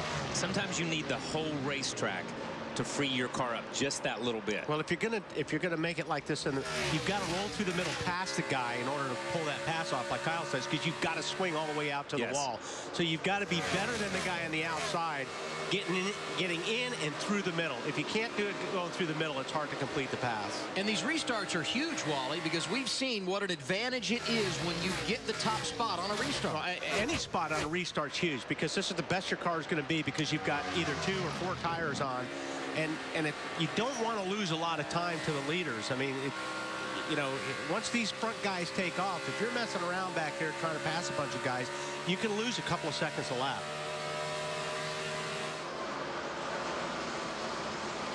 I tell you, Jimmy can't get around him, but he's hanging right there, better than we have seen recently on a green flag run. You just look at like these two guys, the last lap were 174. You go back a little bit like where Earnhardt and Allmendinger is, they're 169 and 170. And that's because they're back there racing. How about Jeff Gordon? He's back up inside the top 5. And you can see him closing the gap. Jimmy Johnson less than 40 feet behind the race leader, Denny Hamlin. And Jimmy gets in the corner really strong. Really good. Yeah. But he just can't, with the dirty air, he's in dirty air right now. He can't get his car in the position he wants to get it in to be able to accelerate off the corner. When you're in this position that Jimmy is, you almost feel like your car's faster. If I could just get out front and get that clean air, I could drive away from this guy. We saw the 11 of Denny Hamlin do it to those guys on that last restart when they were running too wide. Denny had clean air, just drove away, and they never really caught back up. But right now, Jimmy Johnson is hammering that area right now.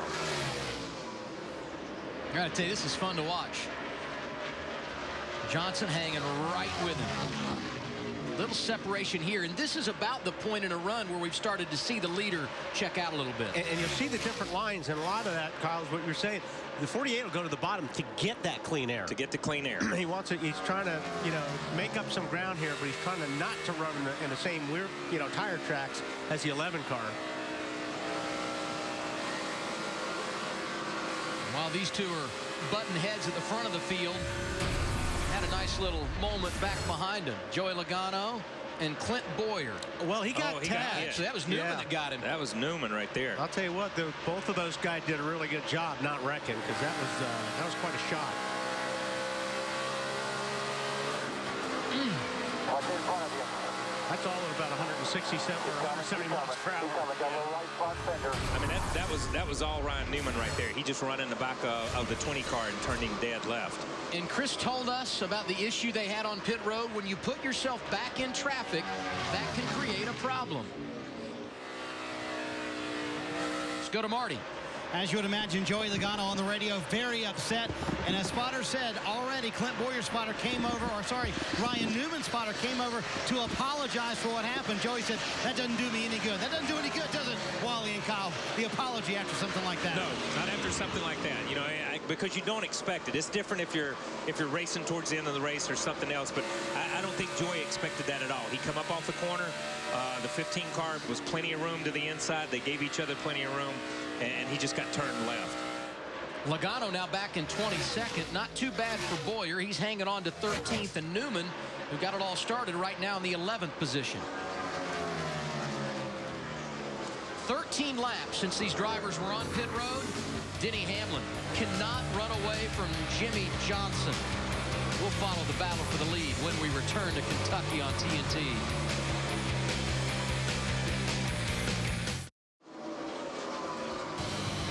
As part of next week's Coke Zero 400 at Daytona, Coke Zero is giving fans a chance to enjoy everything on every lap that ends in zero.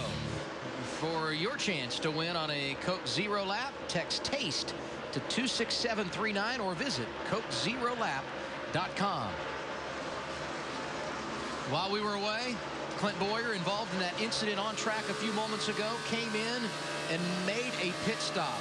Let's once again go back and look at what happened. It was Ryan Newman into the back of Joey Logano, who slid down and caught the right front of Clint Boyer. On board with Newman here. You see him get right in the back of the 20 right there and just turn him straight. And the thing is, don't forget, you're turning already. So when you get in the back of somebody like that, when you're kind of turning and arcing the car, you go straight down the racetrack. Yeah, and that's almost a better shot of it right there from the camera from the 15 car. Tough break for last week's winner, Chris. Yeah, initially he came on the radio, said everything was okay, but after a lap or two, he started to say, thought the right front was going down, and we can see the right front here. The fender was definitely rubbing on this tire, and we've got a cut right here at the top of the tire. So Clint Boyer made a good call. That tire wasn't going to make it too much longer. And the graphic showed it. Boyer 32nd now, 2 laps down to race leader Denny Hamlin. Hamlin out front by half a second over Jimmy Johnson. Brad Keselowski's been strong all night long. He's 3rd right now. Jeff Gordon continues to make progress with this racetrack. He's 4th. He went around Kyle Busch to get that position. Dale Earnhardt Jr. in the 6th position. Martin Truex Jr. is 7th. Edwards, Harvick, and Allmendinger make up the top 10. And Hamlin now starting to put some distance between himself and Jimmy Johnson.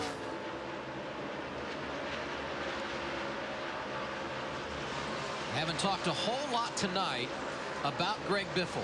He's been in the top 5 in every mile-and-a-half race this year, including a victory at Texas earlier this season in this car. But Biffle right now 12th behind Ryan Newman, Matt. And Greg Biffle completely shocked at how they're running tonight.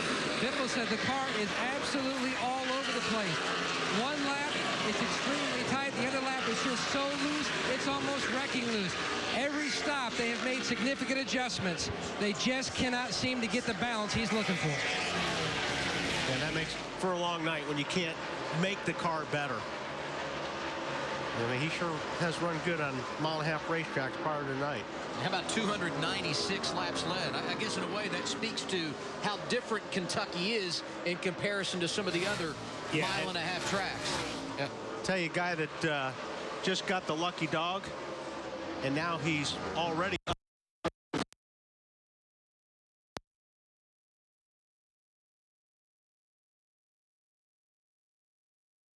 52, drops way back in the field. One of a number of cars a lap down, competes, gets the free pass, and here he comes. Looking good right now, Ralph. Well, he's coming up pretty fast, but he's not handling the way he really would like to. He's still pretty loose, although he's closing in on Matt Kenseth right now and has a shot at picking off another car. But they're trying to get that car tightened up a little bit for him. They can just get into the next stop. Back to the top of the show. We talked about our Ram, no guts, no glory. Put Casey Kane in that category of drivers that needs to go out and get another win if he's going to make NASCAR's version of the playoffs. 175 laps completed, Kentucky. Denny Hamlin showing the way. In the Quaker State 400 at Kentucky Speedway, the NASCAR Sprint Cup Series racing for the 17th time in 2012.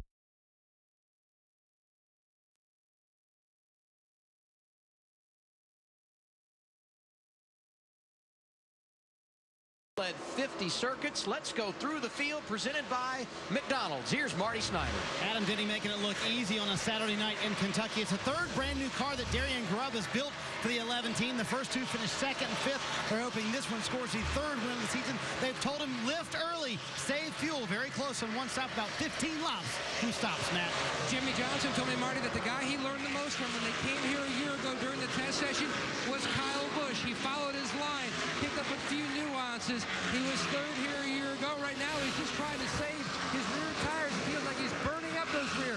The car a little bit more on the free side. Brett Keselowski told his guys, we cannot keep losing time on pit road. We've got to gain time, especially if it's a green flag stop. Paul Wolf has also told Brad, save fuel as much as you can. They, too, very close to making it on one more stop, Matt. Jeff Gordon runs fourth. It's all about wins for the 44 team. Right now, they're planning the pit on lap 202. Gordon says the car has swung back to the free side into turn 1. Chris? Kyle Busch still struggling with the 18 after he made contact with the wall. They've made track bar changes. They've made air pressure changes. He's saying everything they're doing to that car is just making it slower in the middle of the corner. Marty? Chris Dale Earnhardt Jr. getting better here at the end of the run, but he doesn't like his car in the beginning of the run. Check out the radio. What is going on, man? I got that wrong turn at the start. So it just shatters the front real bad to the center for 3 quarters. A little less complaining from Junior right now. He says it's just a little bit loose as he tries to track down Kyle Busch. Ralph? Martin Truex has been hanging in the top 10 all night. He's running in 7th right now. The car a lot tighter this time, but it's also loose on the way into the corner, Martin. Carl Edwards been hanging around the top 10 all evening long. In the back half of the top 10, running 8th right now. He says the car is just beating the nose off of it when it goes into turn 1 early in the run. He has dialed 2 rounds of rear brake in, Ralph. Kevin Harvick wasn't exactly happy with the pit call last time around. This time they're going to put left side scuffs on the car. They're also going to go down on the track bar to help with the loose condition on the 29. He is running a 9th right now. Chris?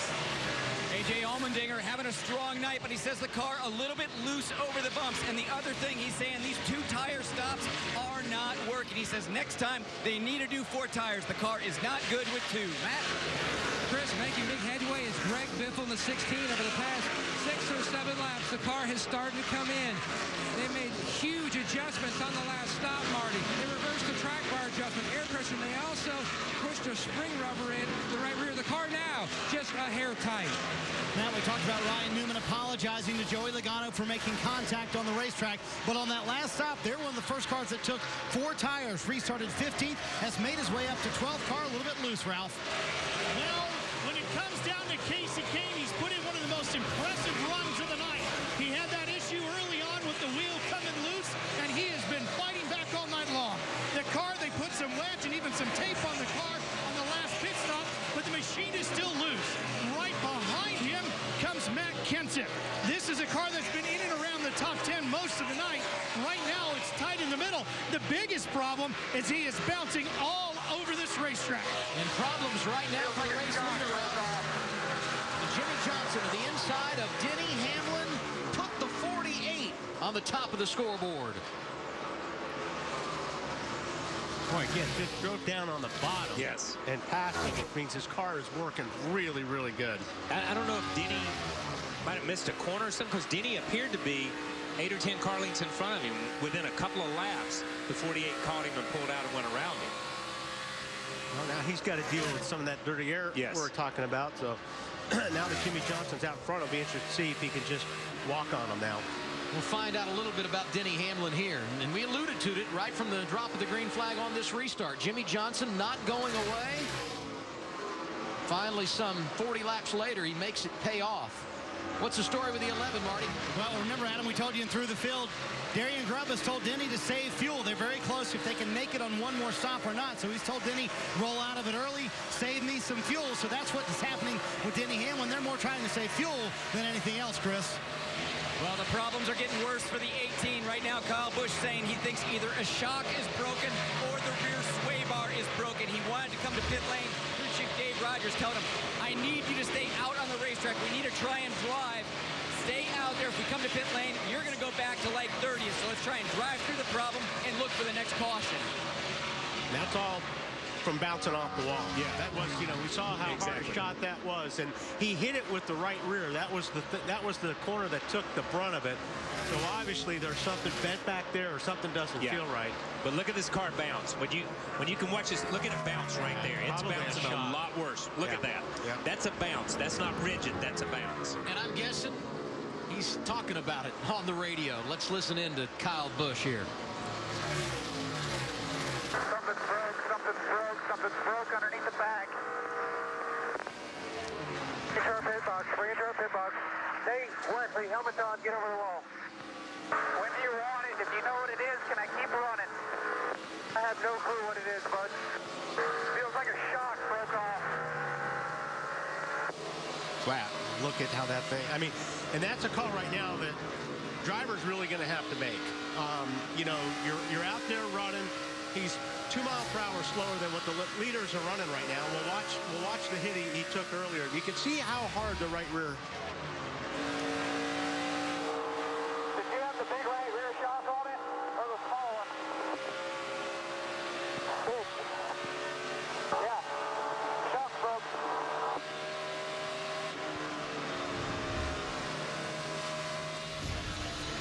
Well, this is not surprising. If you look at recent history for Kyle Busch, 3 weeks in a row engine problems.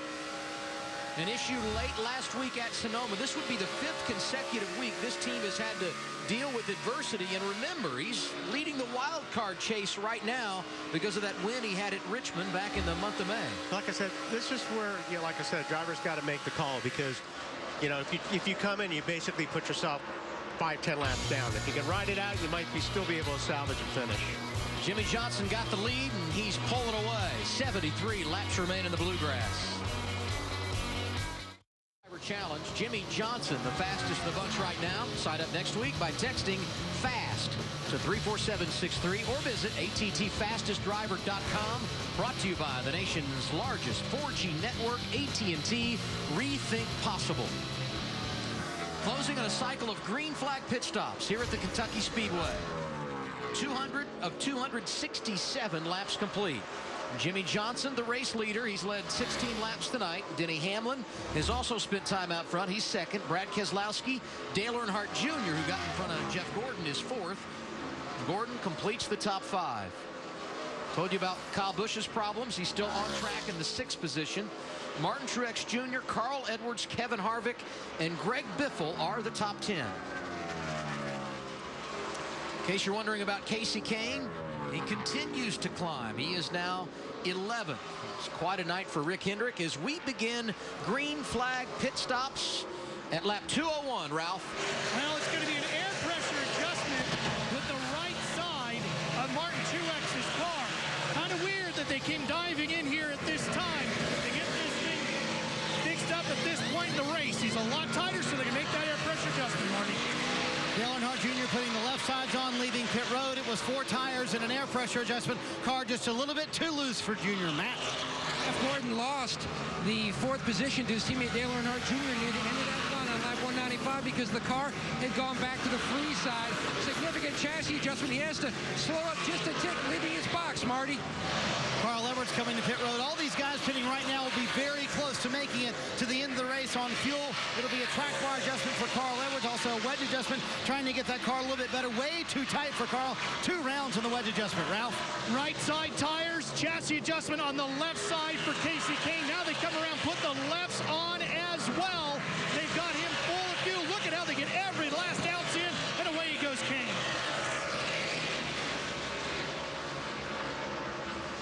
Casey was a little slow there on that left front. All that ground he had made up on the racetrack, he just gave a little bit of it back. He was coming. I mean, green flag pit stops so many times are where the race is decided because of what you just said, Kyle. And you saw that, and you also saw, as you see the 48 car come in. Go to your lights. Jimmy Johnson giving up the race lead. He'll make his pit stop at lap 205. Matt, here he comes. And trying to capitalize on that impressive qualifying effort where he scored the pole. His crew guys up on the wall. Chad Canals told me he's been so impressed with how this group has grown. At Dover, their average stop was 12.6. Going with another track bar adjustment. To keep up with the trends on this, you can see the lights on the helmet for better visibility. 4 tire change. Slow stop. Slow stop. This is not the stop they were hoping for. Luck's on, and he is away. Wow. They left about 3 or 4 seconds on the table right there. And there's 3, as you see this for the lead right here. Brad has caught up to the 11 here after the pit stop cycle. But it just powers by him. And I think Denny just lets him go off in the corner at that time. But 3 of the Hendricks cars had trouble. If we go back to the 5, they had trouble on the left front. We go to the 24. He was waiting on the 13 of Casey Mears. And as he waited, that prolonged his pit stop another couple of seconds. And then we see the 48.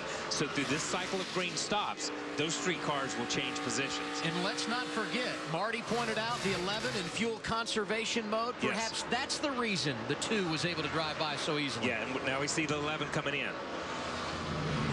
In the middle of a cycle of green flag pit stops, the championship leader is in. Ralph? Matt Kenseth making his pit stop in the 17 as they go to work on that machine. It's going to be 4 tires for Matt as well. Packing him full of fuel, and away he'll go, Martin. Ryan Newman on pit road. It's going to be 4 tires for Newman, who said the car was actually better there on that run.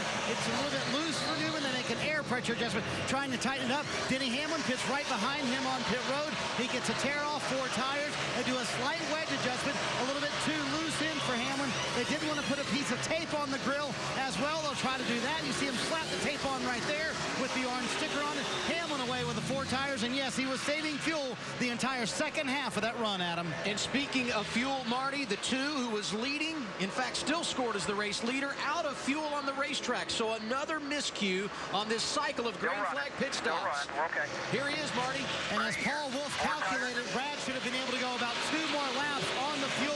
They told him to watch the fuel gauge, though. He came on the radio, said, I'm out, I'm out, I'm out. You see the wedge adjustment for Keselowski. The car for Keselowski just a little bit too tight. They also want to put some tape on the grill there. You see them do that right now. Keselowski is able to leave, but now the question, where does he come out, and how much track position did they lose, Adam? And he may not be the only one having a fuel issue. Kyle Busch, who had the race lead after everyone had pitted, is slow coming off a turn 4, and here he is. It's kind of strange that many guys have called it wrong. We might have to get Larry in on this one, because all these guys thinking they have 2 or 3 laps more on fuel, and they're running out. Yeah, he came in not even on the racetrack. He came in on the emergency road, the 18 car did. Here he is, Chris. Well, what they were trying to do, because that front end bouncing around so much, Dave Rogers saying the only card that they could play is make this their last stop. So they were trying to stretch that fuel. Kyle Busch on the backside of the racetrack saying, guys, we stretched it too far. Car ran out of fuel. So this is going to be a longer stop. He's going to have to go through a startup sequence to get the 18 going again, but he's going to lose quite a bit of track position here. And we have caution. Ryan Newman has popped the wall. That's his Tornadoes machine, and right behind him, damage for Regan Smith. It blew up. Yeah, I saw a couple of those guys really high in 1 and 2, which probably was a bunch of oil down there, because when I looked up and saw Newman in the wall, there were about 2 guys scraping the wall up there as well. All we could hear was Jimmy. We couldn't hear about the motor. That was Tony Gibson, the crew chief, talking to driver Ryan Newman. Our 4th caution of the night. Let's go back and see if we can figure out what happened. Oh, yeah. Yeah, when you get that kind of, see the fluid down there on the racetrack. Yeah, and I think the 78 car just saw him come up the racetrack, locked the thing up, and went up the racetrack into the wall, or got into oil early. Yeah, let's just listen to him lock up. How many laps on the score? 6 laps. 6. Hang on, hold the brake. We just crashed here, guys. Yeah, it blew up inside. Why? Look at all the oil down behind that thing. It could, there's nothing you can do when it hits the rear tires, but then everybody else comes through there running on it too, and hang on. He and Regan Smith both running inside the top 20 when the accident happened. Tough night for Stewart-Haas Racing. Tony Stewart out of the game before it even began, and now Ryan Newman has tagged the wall, and his chance at victory over as well. Welcome back to Kentucky Speedway. Under caution, and every driver from 5th on back made a pit stop at lap 211 to top off the fuel tank. The top 4 drivers stayed on track. Time now for KFC, fresh off the wire. Can those drivers that elected not to come down pit road make it the rest of the way, Larry McReynolds?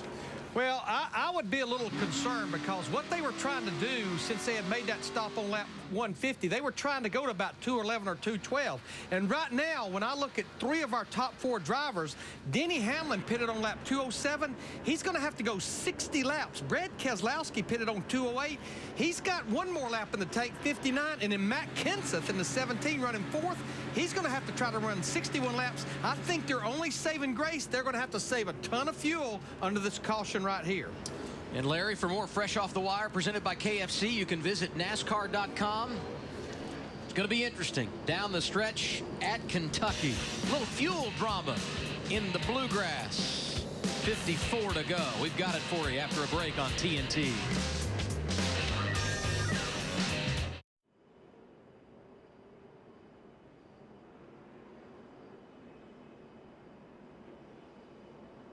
During the 2012 MLB All-Star Game Selection Show presented by Taco Bell. Tomorrow, 1 p.m. Eastern Time, followed by the White Sox at Yankees, only on TBS. Under caution for the 4th time tonight. And your race leader is Brad Keselowski. That's a backup car after he crashed his primary in practice yesterday. Had a problem with the steering wheel before the green flag tonight. And his crew chief saying one thing to him, save fuel. And we know he's capable of that.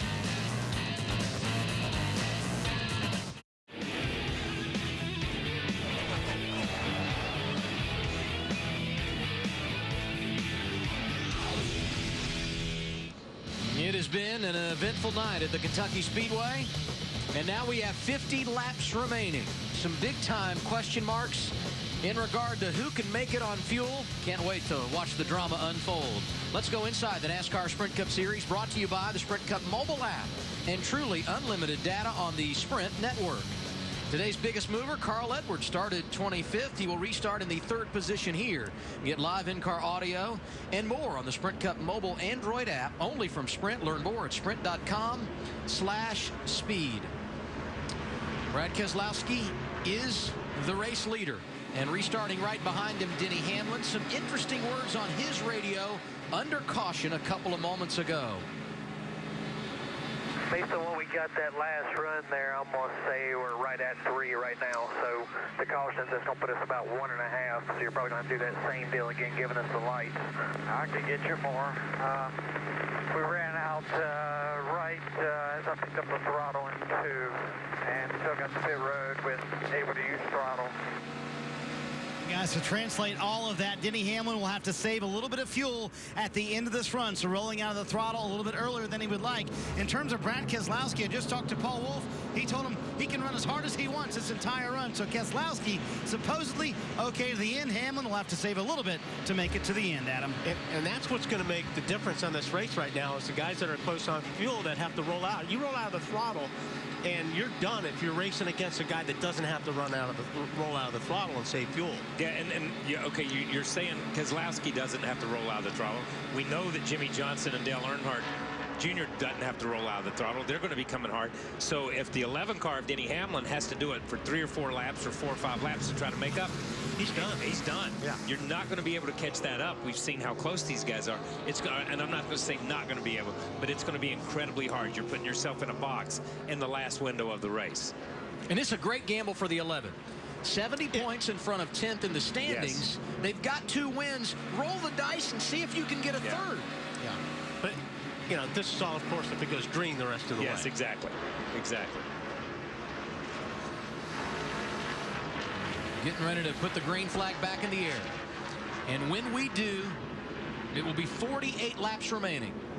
Brad Keselowski saved fuel a year ago on the 1.5 miles at Kansas, got a victory.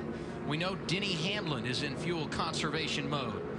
Teammates Carl Edwards, Matt Kenseth line up in row 2. And the rest of the drivers behind them a little bit better in the fuel situation. Johnson and Earnhardt, teammates on row 3. Here we go, Kentucky.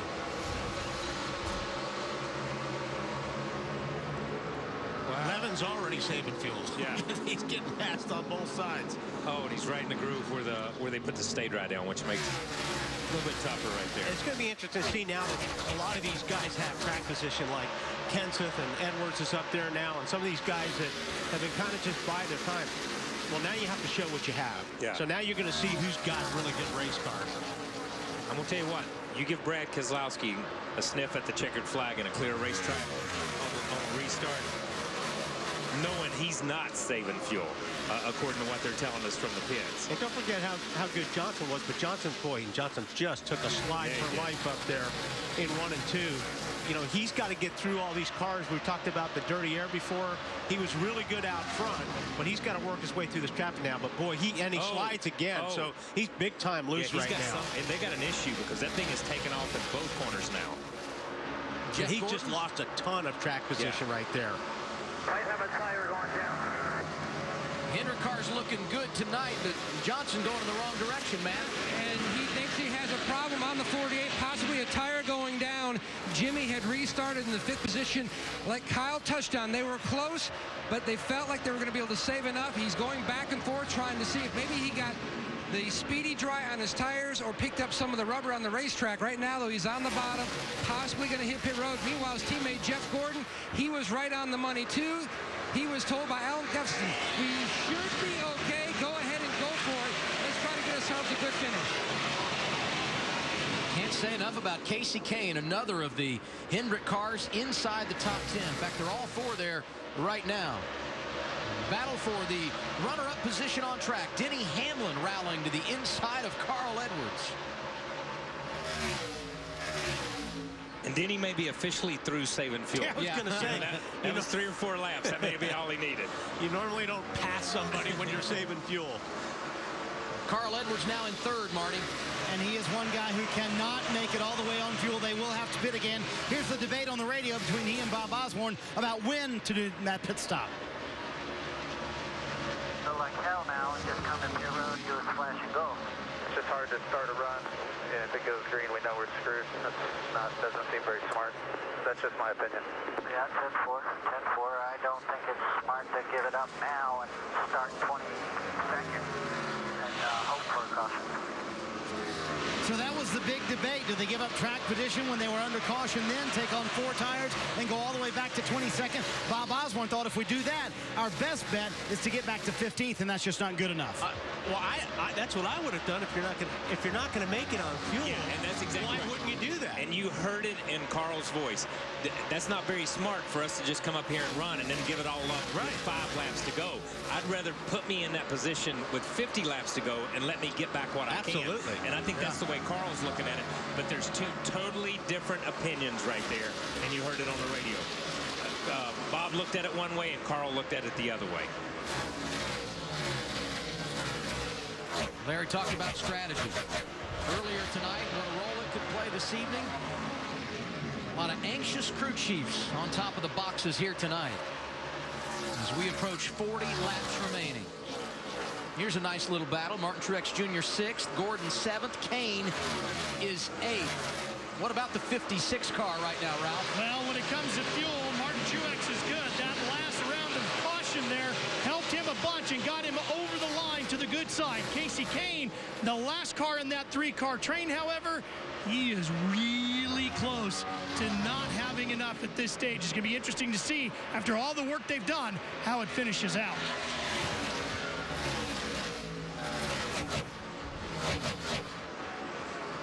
Just up in front of this group, Dale Earnhardt Jr. Strong race car in practice yesterday. Started inside the top 10. Junior right now in 5th. Right behind the championship leader, Matt Kenseth. As always, we'd love you to be a part of the fun here at NASCAR on TNT. It's twitter.com/#NASCAR. And this from the 88 camp. Letarte telling Dale Jr., run as hard as you can. I think we're good enough on fuel. That's good to hear as a driver, isn't it? Yeah, saving fuel's no fun. Especially when some of your buddies don't have to. Here's the only bad part. When they tell you go, go, go, and then with about 10 laps to go, can you get me 2 laps? You know what I mean? Can you get me 2 laps? No pressure at all. I'm telling you, Junior's car, and we talked about it in practice. Oh! Bumper, still there. Wow. Clear. Maybe I spoke too soon, but his car is good. But that thing took off getting in the corner, and boy, look at what Truex and those guys jumped right on there.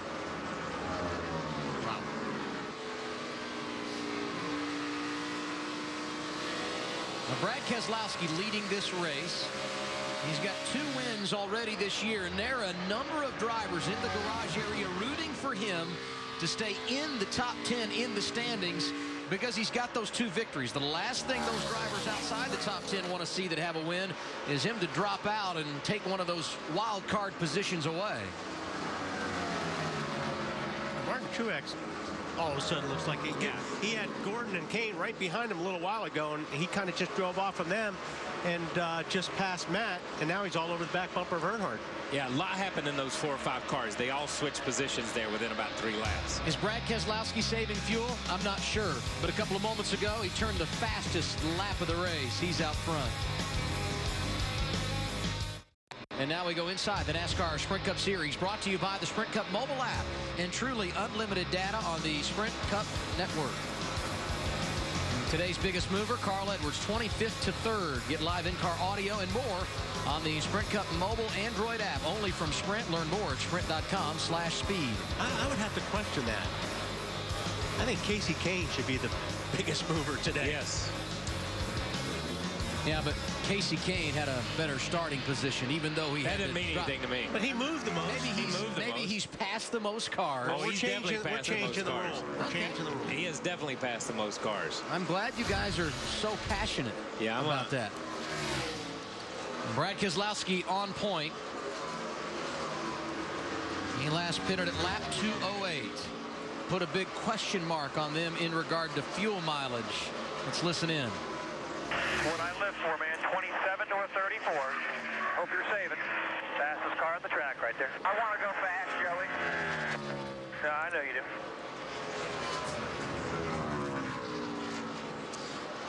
do. Yeah, you hear that, but you know what? We've seen this before. Guys start saving fuel and run faster because they're rolling out of it sooner. They're letting the car settle. They're easing into the throttle just a little bit smoother. And they're saving fuel and running fast at the same time. And it's so easy, but nobody does it. It's hard to get your head wrapped around that. On that last restart, Jimmy Johnson had some tough times on track. What's the status now, Matt? It appears he just had debris on his tires on that restart. He has settled back in, trying to make some headway and get back up toward the front. Greg Biffle, another challenger, thought he had a flat tire as well. He hit pit road. Turns out his right rear wasn't flat. Now he's all the way outside the top 20. But that's the thing with Kim. He lost 6 seconds right there. Yes. Trying to figure that tire issue out. He was up there running for the lead, and just that, well, I'm not sure if I got a flat or not, and driver kind of feels it out. He lost a lot of time. Kyle Busch starting to work his way back to the front, Chris. Yeah, prior to that last caution, he was running in the top 5, but they came to pit lane 4 different times during the caution trying to fix that broken shock. It was a right rear shock that was broken. Took him 4 times to pit lane to get a new one on the car. He fell back to 19th, up to 14th now, but that 18 car still not as strong as it was early in this race. Just around the 42 of Juan Pablo Montoya. Give a call to that team. They struggled a lot here over the weekend, but he's inside the top 15. Brad Keselowski, he's been in this situation before. We'll go back in time when we return to Kentucky. NASCAR Sprint Cup Racing from Kentucky, presented by KFC. Come in today and taste why fresh is better. And brought to you in part by Mike's on the Rocks, the perfect pre-party beverage to launch your night. By Progressive, making it easy to buy car insurance. By AT&T, the nation's largest 4G network. AT&T, rethink possible. And by McDonald's, I'm loving it. 20 laps to go at Kentucky Speedway. Brad Keselowski, the race leader. He's 3.2 seconds in front of Denny Hamlin. And when Brad really made a name for himself in NASCAR's top series last June at the Kansas Speedway, when he saved fuel, got his first win of 2011. On that Sunday afternoon in the Heartland, he made his final pit stop at a 1.5-mile track, just like here at Kentucky, at lap 210. His last pit stop here tonight came at 2:08, and we know he is saving fuel, Larry McReynolds. Well, Adam, if you see smoke in the infield, it's coming from my little trailer with my calculator. And I truly believe they can make it with ease, because go back to the 3rd caution. They pitted at lap 150. They ran the lap 208. That's 58 laps, and there were 4 cautions in there. All right, they've got to go from 208 to 267. That's 59 laps, but that last caution, there were 10 caution laps. Remember, it's a 2-to-1 ratio. He actually doesn't have to run as far this time as he did the last time based on the cautions. Tell you, he and Paul Wolfe have gotten better and better. Already 2 wins this season at 2 challenging places, Bristol and Talladega, and they're in position again tonight, Marty. Well, you see Paul Wolfe on the left side of the screen, and he just told Brad a few laps ago, you are released from saving fuel, but I would like you to manage your tires for the rest of the race. I spent some time with Brad this weekend, and we talked about his season. He said in the early part of the year, we were really fast, but then we had about a month and a half where we had to deal with reliability issues, trying to figure out how to make our cars last till the end of the race. And during that time, we lost some speed. He said the biggest thing I want to see is just some speed out on the track to know that we're one of the top 5 cars out there, certainly showing the speed tonight. And remember, this is kind of the race last year where they put themselves on the map. Certainly had a terrific second half of the season after that as well. Hey, guys, the biggest thing, think about Brad Keselowski. It was the theme in our Countdown to Green show. Adam and Wally, you guys talked about it before the race. Think about it. This will be his 3rd win, and you know what? That pretty much puts him in the chase in my book. Yeah, and we've been talking about that the last few races, Larry. We keep bouncing around. Well, what do you think it's going to take? And a lot of us thought it's going to take 3 if you're going to be secure in. And you're absolutely right. This is huge for those guys. Let's go to Ralph.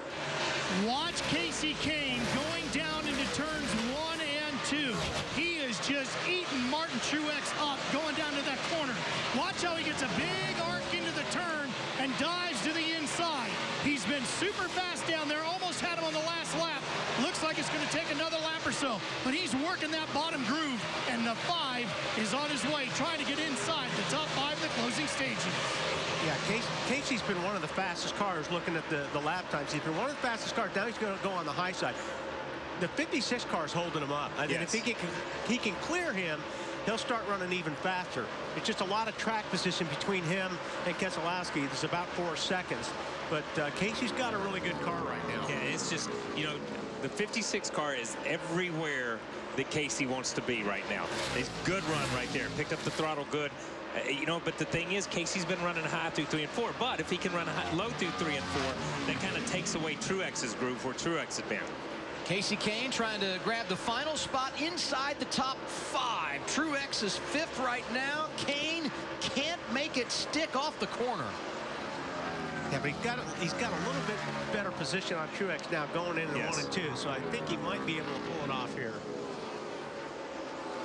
He just couldn't get in that corner the way he wanted to. He had to work the throttle to get that thing in. And you saw it just bounce up the racetrack. Now he loses that position. Get it back. Stay hungry here. Falls back in line. Kahne has not been inside the top 5 this season since he went to victory lane at Charlotte in the Coke 600. Now he's got him where he wants him if he can stay on the high side. Yeah. This will help him down in 1 and 2. There you got a good run on Truex. You got the run still in there. That's it. And Truex, clear. And Truex knew it. You know, once he got that run, then Truex knew it. Now you'll watch the 5 car pretty much check out on and walk away from the 56. But that really cost him about 3 or 4 laps. Yeah, it cost him just enough laps that when he gets to the next guy, will he have enough time to work him? That is what's so hard. These guys can run each other down, but catching somebody and passing somebody are 2 totally different things right now with this car in this sport. A lot of highs and lows for Kasey Kahne so far in 2012. And with 11 laps remaining, it's going to be tough for him tonight to get his 2nd win of the year. And just that lap compared to the last lap when he passed the 56, he's over 2.5 miles per hour faster. But he's 5 seconds behind the race leader. And that's the problem. You know, it's harder to make up that kind of ground. But if a caution does come out between now and then, he's in a pretty darn good position. And Earnhardt Jr. is still up here racing with the 99 car right here, and we heard Bob Osborne and those guys earlier. They believe they're going to have to pit. We're down to 10 laps to go, and I'm going to tell you, he's going to go from 3rd to 20th. 25 to go. Have you been able to save any at all? Sir, probably a lot. 10-4, do the best you can here. Go as fast as you can, but save me as much as you can. he's going to go from third to about 30th. Yeah, or worse. He's going to come down pit lane. He's going to lose 2 laps, and a lot of these guys a lap down or more don't have to stop. Yeah. He's gonna lose. This is a big point giveaway if he has to stop on the green and it finishes on the green. Yeah, if he has to stop under green. Now, if he just runs it to the last lap and runs out on the last lap, he's going to be almost better off. Right. That's the lap to run out on. That close. If you're that close, that's the lap to run out on. Tough situation, Marty. Well, just imagine how precarious this situation is for the 99 team, the team that finished runner-up in the championship last year, currently out of the chase, 11 points out of the top 10. And Carl Edwards told me right now we kind of need to be a little bit more conservative. We need to be getting good finishes. So if they come away with a poor finish tonight, running out of fuel perhaps, that would be a really big hit to their hopes to make the chase. And I'll tell you what, Casey Kane may just run down the leader and win this race yet. He is flying right now. I mean, he drove around Dale Earnhardt Jr. like he was stopped, and he's going to follow up to the outside of Carl Edwards. Kane, who's had all kinds of problems this evening, now third with 8 laps to go.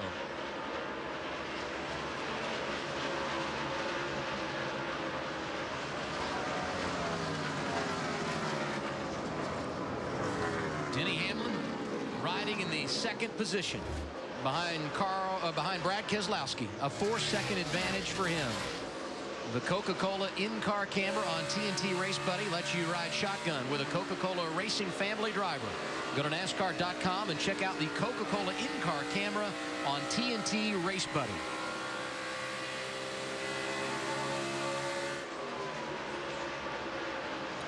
Dale Earnhardt Jr., Carl Edwards. This for 4th on track. I mean, Carl's just got to save what he can save right now. If, like Carl said, if he can make it to the last lap and run out, he's going to be in much better shape. If these guys have to come down, they're in trouble. And he's got some, he's got a bit of a gap. He's got a couple of seconds to play with and still be able to finish in the top 10. Yeah. Left of your screen, Denny Hamlin trying to hold off Casey Kane for 2nd. Right of your screen, Dale Jr. and Carl Edwards going at it for 4th. He is Casey Kane. I don't care. He is the biggest mover of the race. Biggest mover of the race. I don't care where they started. He's the biggest mover. Jimmy Johnson, big problems on our last restart. Wow. Looking for more there. Man, Casey Kane. And the amazing part on Countdown the Green, he was not optimistic about his car today. Not optimistic at all about his car. And that was before he knew he was going to have to make an unscheduled pit stop under green for a loose wheel. Yeah, he just, having to work this traffic, having to work that 56 car, now having to work this 11 car. Right here. Carl Edwards has given up his spot on track to come down pit road. We knew it was going to be close. 10 away. That is strong. And there's Carl right on your screen. Gas and go, bud. Gas and go. 1, 2, 3, 4. Go, go, go, go, go.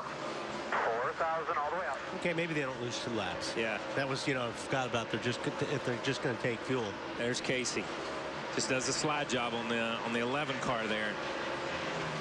11's going to try to come back, but I don't think he's going to do it. Casey's way too good, especially if he gets in that corner on the high side.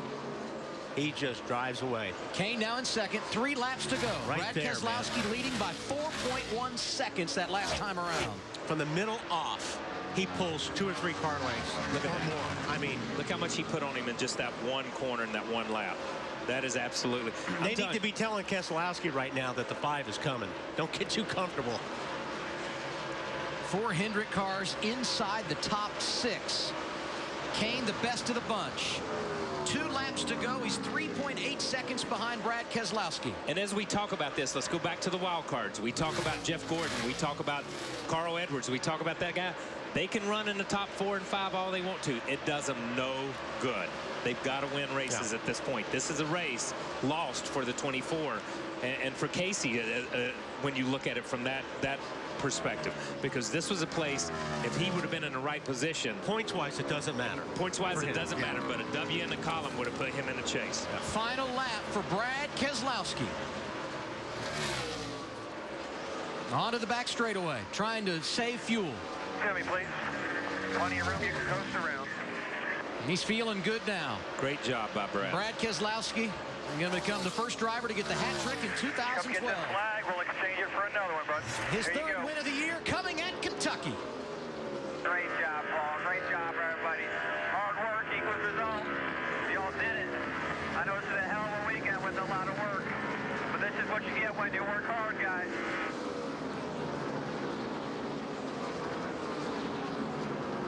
He ran all 3 races here this weekend, gained a lot of knowledge. Yes. Tonight, the payoff. 3 wins in 2012. Talk about a relief for those guys. That 3rd win, you have no idea how big this is for this race team. I think that's going to be real important when we get down to the chase. Yeah, it is. And, you know, a lot was said this week about Matt Kenseth and the Ford program and what Matt and how Roush would operate. I think this shows a lot of class with the Penske organization. Leaving Dodge for Ford, they never give up. They keep hammering these Dodges and putting them in victory lane. And that shows that these guys are committed to winning a championship for Dodge and for this group. This week, we'll celebrate our nation's independence.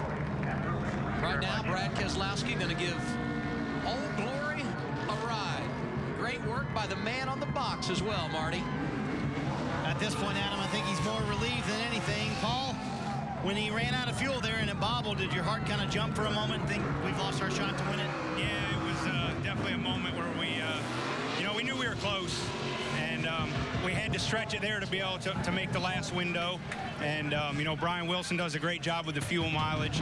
And just really proud of everybody on this team, to pull out a backup car after having that crash there on the first lap on the track. Just says a lot about all these guys. I'm proud of all the hard work, and as well as all the guys back at the shop. To be able to have a backup car that is capable of winning a race says a lot about that. And I know there were some Nationwide guys that came over and helped us out getting engine changes. So just proud of everybody. Great day for the Miller Lite Dodge team. Backup car that ran at Martinsville, I might add, for you. But when you wrecked on Friday and you sat Brad down, you had to calm him down a little bit this weekend. What does it say about this race team that you were able to come back and win after all that happened? Well, it seems like he really thrives on that. And anytime people think we're down and out, he seems to be able to step up to another level. I think, we saw that last year with his broken foot there. And so to be able to fight back like we did through practice with a backup car and be in victory lane says a lot. Adam, as always, with the Brad Keselowski win, there's a fun celebration to watch as well, isn't there? No doubt about it, Marty. He said yesterday when he was wrecked in practice, our team will not be pushed around. It was Brad Keselowski doing the shoving tonight. He's a winner at Kentucky.